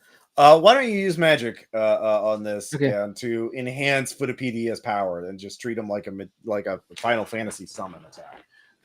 So what when Footypedia comes in to charge in as a cavalry charge, we'll say Norma and Bob and Darren on the Footipede charging in with cavalry sabers. Attack! And Troop go. Yeah, and yeah, they managed to finish the job with the lightning speed you've enhanced Wikipedia with. They don't have time to bayonet anything, and Stacy was focusing on you, Zane, so she couldn't bring the Gatling airsoft gun on them. And they charge in, and Darren managed to get the killing blow with his cavalry saber. Actually, it's a Mall Ninja katana. Sorry, there's a knife store in here, so he has a Mall Ninja katana. Of course, he does. And with that, the inner circle is dealt with. The general's army has been defeated. You are now the leaders of the mall, and yeah. So you can wait out. So this is sort of the epilogue. Like what Zane, I'll say there is plentiful food. There is a although it gets a little weird. There, the taco restaurant, they say they found a portal to the taco dimension, but not to ask too many questions about this. So they have some guys in the back shoveling tacos out of the taco dimension hole, and I serving. was trying to tell Bill that food probably wouldn't be a problem. Yeah. And let's see here. Yeah, the Peak Adventure Survival Store. They have an endless stream of water, as they all look like elk now, and it's become more like a forest in there. But there's a little stream, and you get water from that. And the Footapede does use that hamster wheel to power the mall. But he gets the money from it, so he's fine with that. Yeah. Yeah, it's different when you're choosing to do it. To get exploited. Yeah. So those are the essential cores of it. Then what else what do you want to know, or what kind of society are you leading in the mall as you wait out the remaining 12 days? Well, I can't speak for Zane, but I'm trying to convince everyone to give up capitalism and live the fully automated. So a full commune, no money, everyone shares resources. Yeah, of course, I'm probably not very good at sending the message. So it probably works about as well as usual, but I'm going to try though. Okay, you're going to try. All right. What about you? I'm going to really embrace these 15 days. Okay. Yeah, Zane, what about you? Yeah, I think Zane would be like a meritocracy. Like, he would want to make sure that the people who are good at their jobs and stuff are the ones, like, say, like the taco people are in charge of taco dimension and stuff. But he's also an anarchist too. Like, he's like, yeah, no fucking, if somebody tries to like barricade themselves in and stuff, he's just like, Darren, let's go. Okay, all right. So you're trying your best and you don't have all right. You're sort of rediscovering why societies have bureaucracies and rules as you go. It's like, oh yeah, no taco hoarding, and things like that. So to a degree, I mean, yeah, most people are pretty helpful. So it's only 15 days. Most of the things fall apart over longer periods. Yeah. At the end of the 15 days, the visitor leaves. Does a mall have a bowling alley? Sure, it does now. I was gonna say, if it doesn't, I was gonna invade the mini golf place and somehow make it into a bowling alley. It has a bowling alley. Malls are trying all kinds of things to keep people to keep showing up and stop shopping online. So they're doing their best. Spoilers for the game. There are multiple endings in the video game. Look outside. But one of them is the best ending is only a quarter of the population dies. Hey, all right. And they let's see here if I can. As we're doing that, I mean, look, Zane, I know you're one of the time traveling. Just trust me, okay? That there's so many ways that can go wrong. The impact on the visitor on Earth's civilization biomes is devastating, regardless of which ending is achieved by the player. Depending on Sam's action, that's the character you play as in the game, involving the ritual. The consequences range from the entire biosphere being wiped out to only a little less than 25% global fatality rate on the cataclysm. Jesus. And a swift recovery for humankind. It's all right there in that book we just looked at. You got the best end. Only 1 in 4 people died. A little under 1 in 4 people died. 1 in 5 people died. And there's a lot of the people that did live and survived are mutated, but they're fine. I mean, glass half full. We get the world's going to be a lot weirder now. A lot more. No, there's actually sorry. And 25% less. Look, I hate to say it, but that might make global warming a little bit slower. 100%. There's actually a giant monster that's ever growing out, but it's a very helpful monster. One of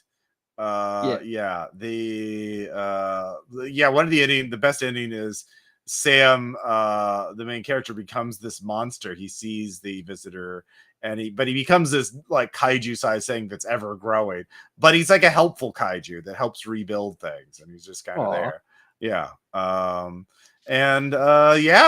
That's so that was your little part of this massive cataclysm that happened to Earth, and but you made the best of it, and now you have your little mall commune where you're just getting by, eating tacos and sipping water from a stream and going bowling. Fuck it, man, fuck it, dude, let's go bowling. And that's your ending. every now and then, if I run across someone who seems a little bit extra cool, I'll pass them like phone numbers. So I'll be like, later on when this gets a little bit less weird, if anything happens, let me know. Like I'm doing networking basically. Yeah. Well, I mean, if next time I run Monsters of the Week, I'm not going to refer to this directly at all. It's just going to be normal. If it did happen, we just don't talk about it. Yeah. It's just like a Footipede appears in the background, just walking by. Yeah, exactly. Footipede there. He's on his he's hiking the Appalachian Trail again. So he's very good at hiking. But look outside. A lot of the monsters will have themes like. There's an area where every monster is hand or arm themed. And like I do like the monster design of it. So yeah, that looks very cool. Yeah, like here's the landlord's apartment. See, there's soldiers and they are crab themed, but let's see, what was it? No, it was the passengers. That's what I'm looking for. Yeah, passengers right here. Graspers, see then there's feelies, touchies, arm knot, crawling hand, elbows, high five. Yeah, it's I mean, just look at this guy. Very, very good character design in the game. So he wants to be your friend. Yeah, no, he does not. This guy does not want to be friends. So, there's one that's pretty horrific where it's like, see if I can find it. They're all tooth themed. Here it is. And let's see here. Yeah, there's baby teeth. Yeah, teratoma, toothlings. Let's see here, Clint. Yeah, he's that's a different guy. See, look, Benjamin. Yeah, Hi, Ben. He's just a little toddler who became a tooth monster. And then Joel. Yeah, Jesus. Yeah, no, it's real good character designs. So it's worth playing if you like turn-based RPGs. Anyways, but that's it for the game. Thank you all so much for playing. Thank you all so much for supporting our Patreon. I'm going to be releasing PDF hopefully in the next week or two with the beta rules for Labyrinth Signal, a action horror RPG focused on dungeon crawling kind of stuff. With its own scenario, and I'll have a playtest, actual play of that. Cool. Yeah, so that'll be very cool. It's D20 based, but it's got a unique combat mechanics that I ran for Craig Stolze and James Wallace, and they both liked it. So it's something to worth. So that's the next RPP PDF coming out. RPPR PDF coming out. It'll have the rules and a scenario for it. So but that's all I have. Any other questions about the scenario or any things like that, or about Look Outside? Yeah, it was very cool. fun. Cool, yeah. Great. All right, cool. Probably next month I'll be running for June. I'll be running Delta Green, and I don't know what else. Maybe Delta Green and Red Markets, because fuck it. Or actually, maybe even Labyrinth Signal. I need to get the PDF out first, though. So, anyways, I'll talk to you all later.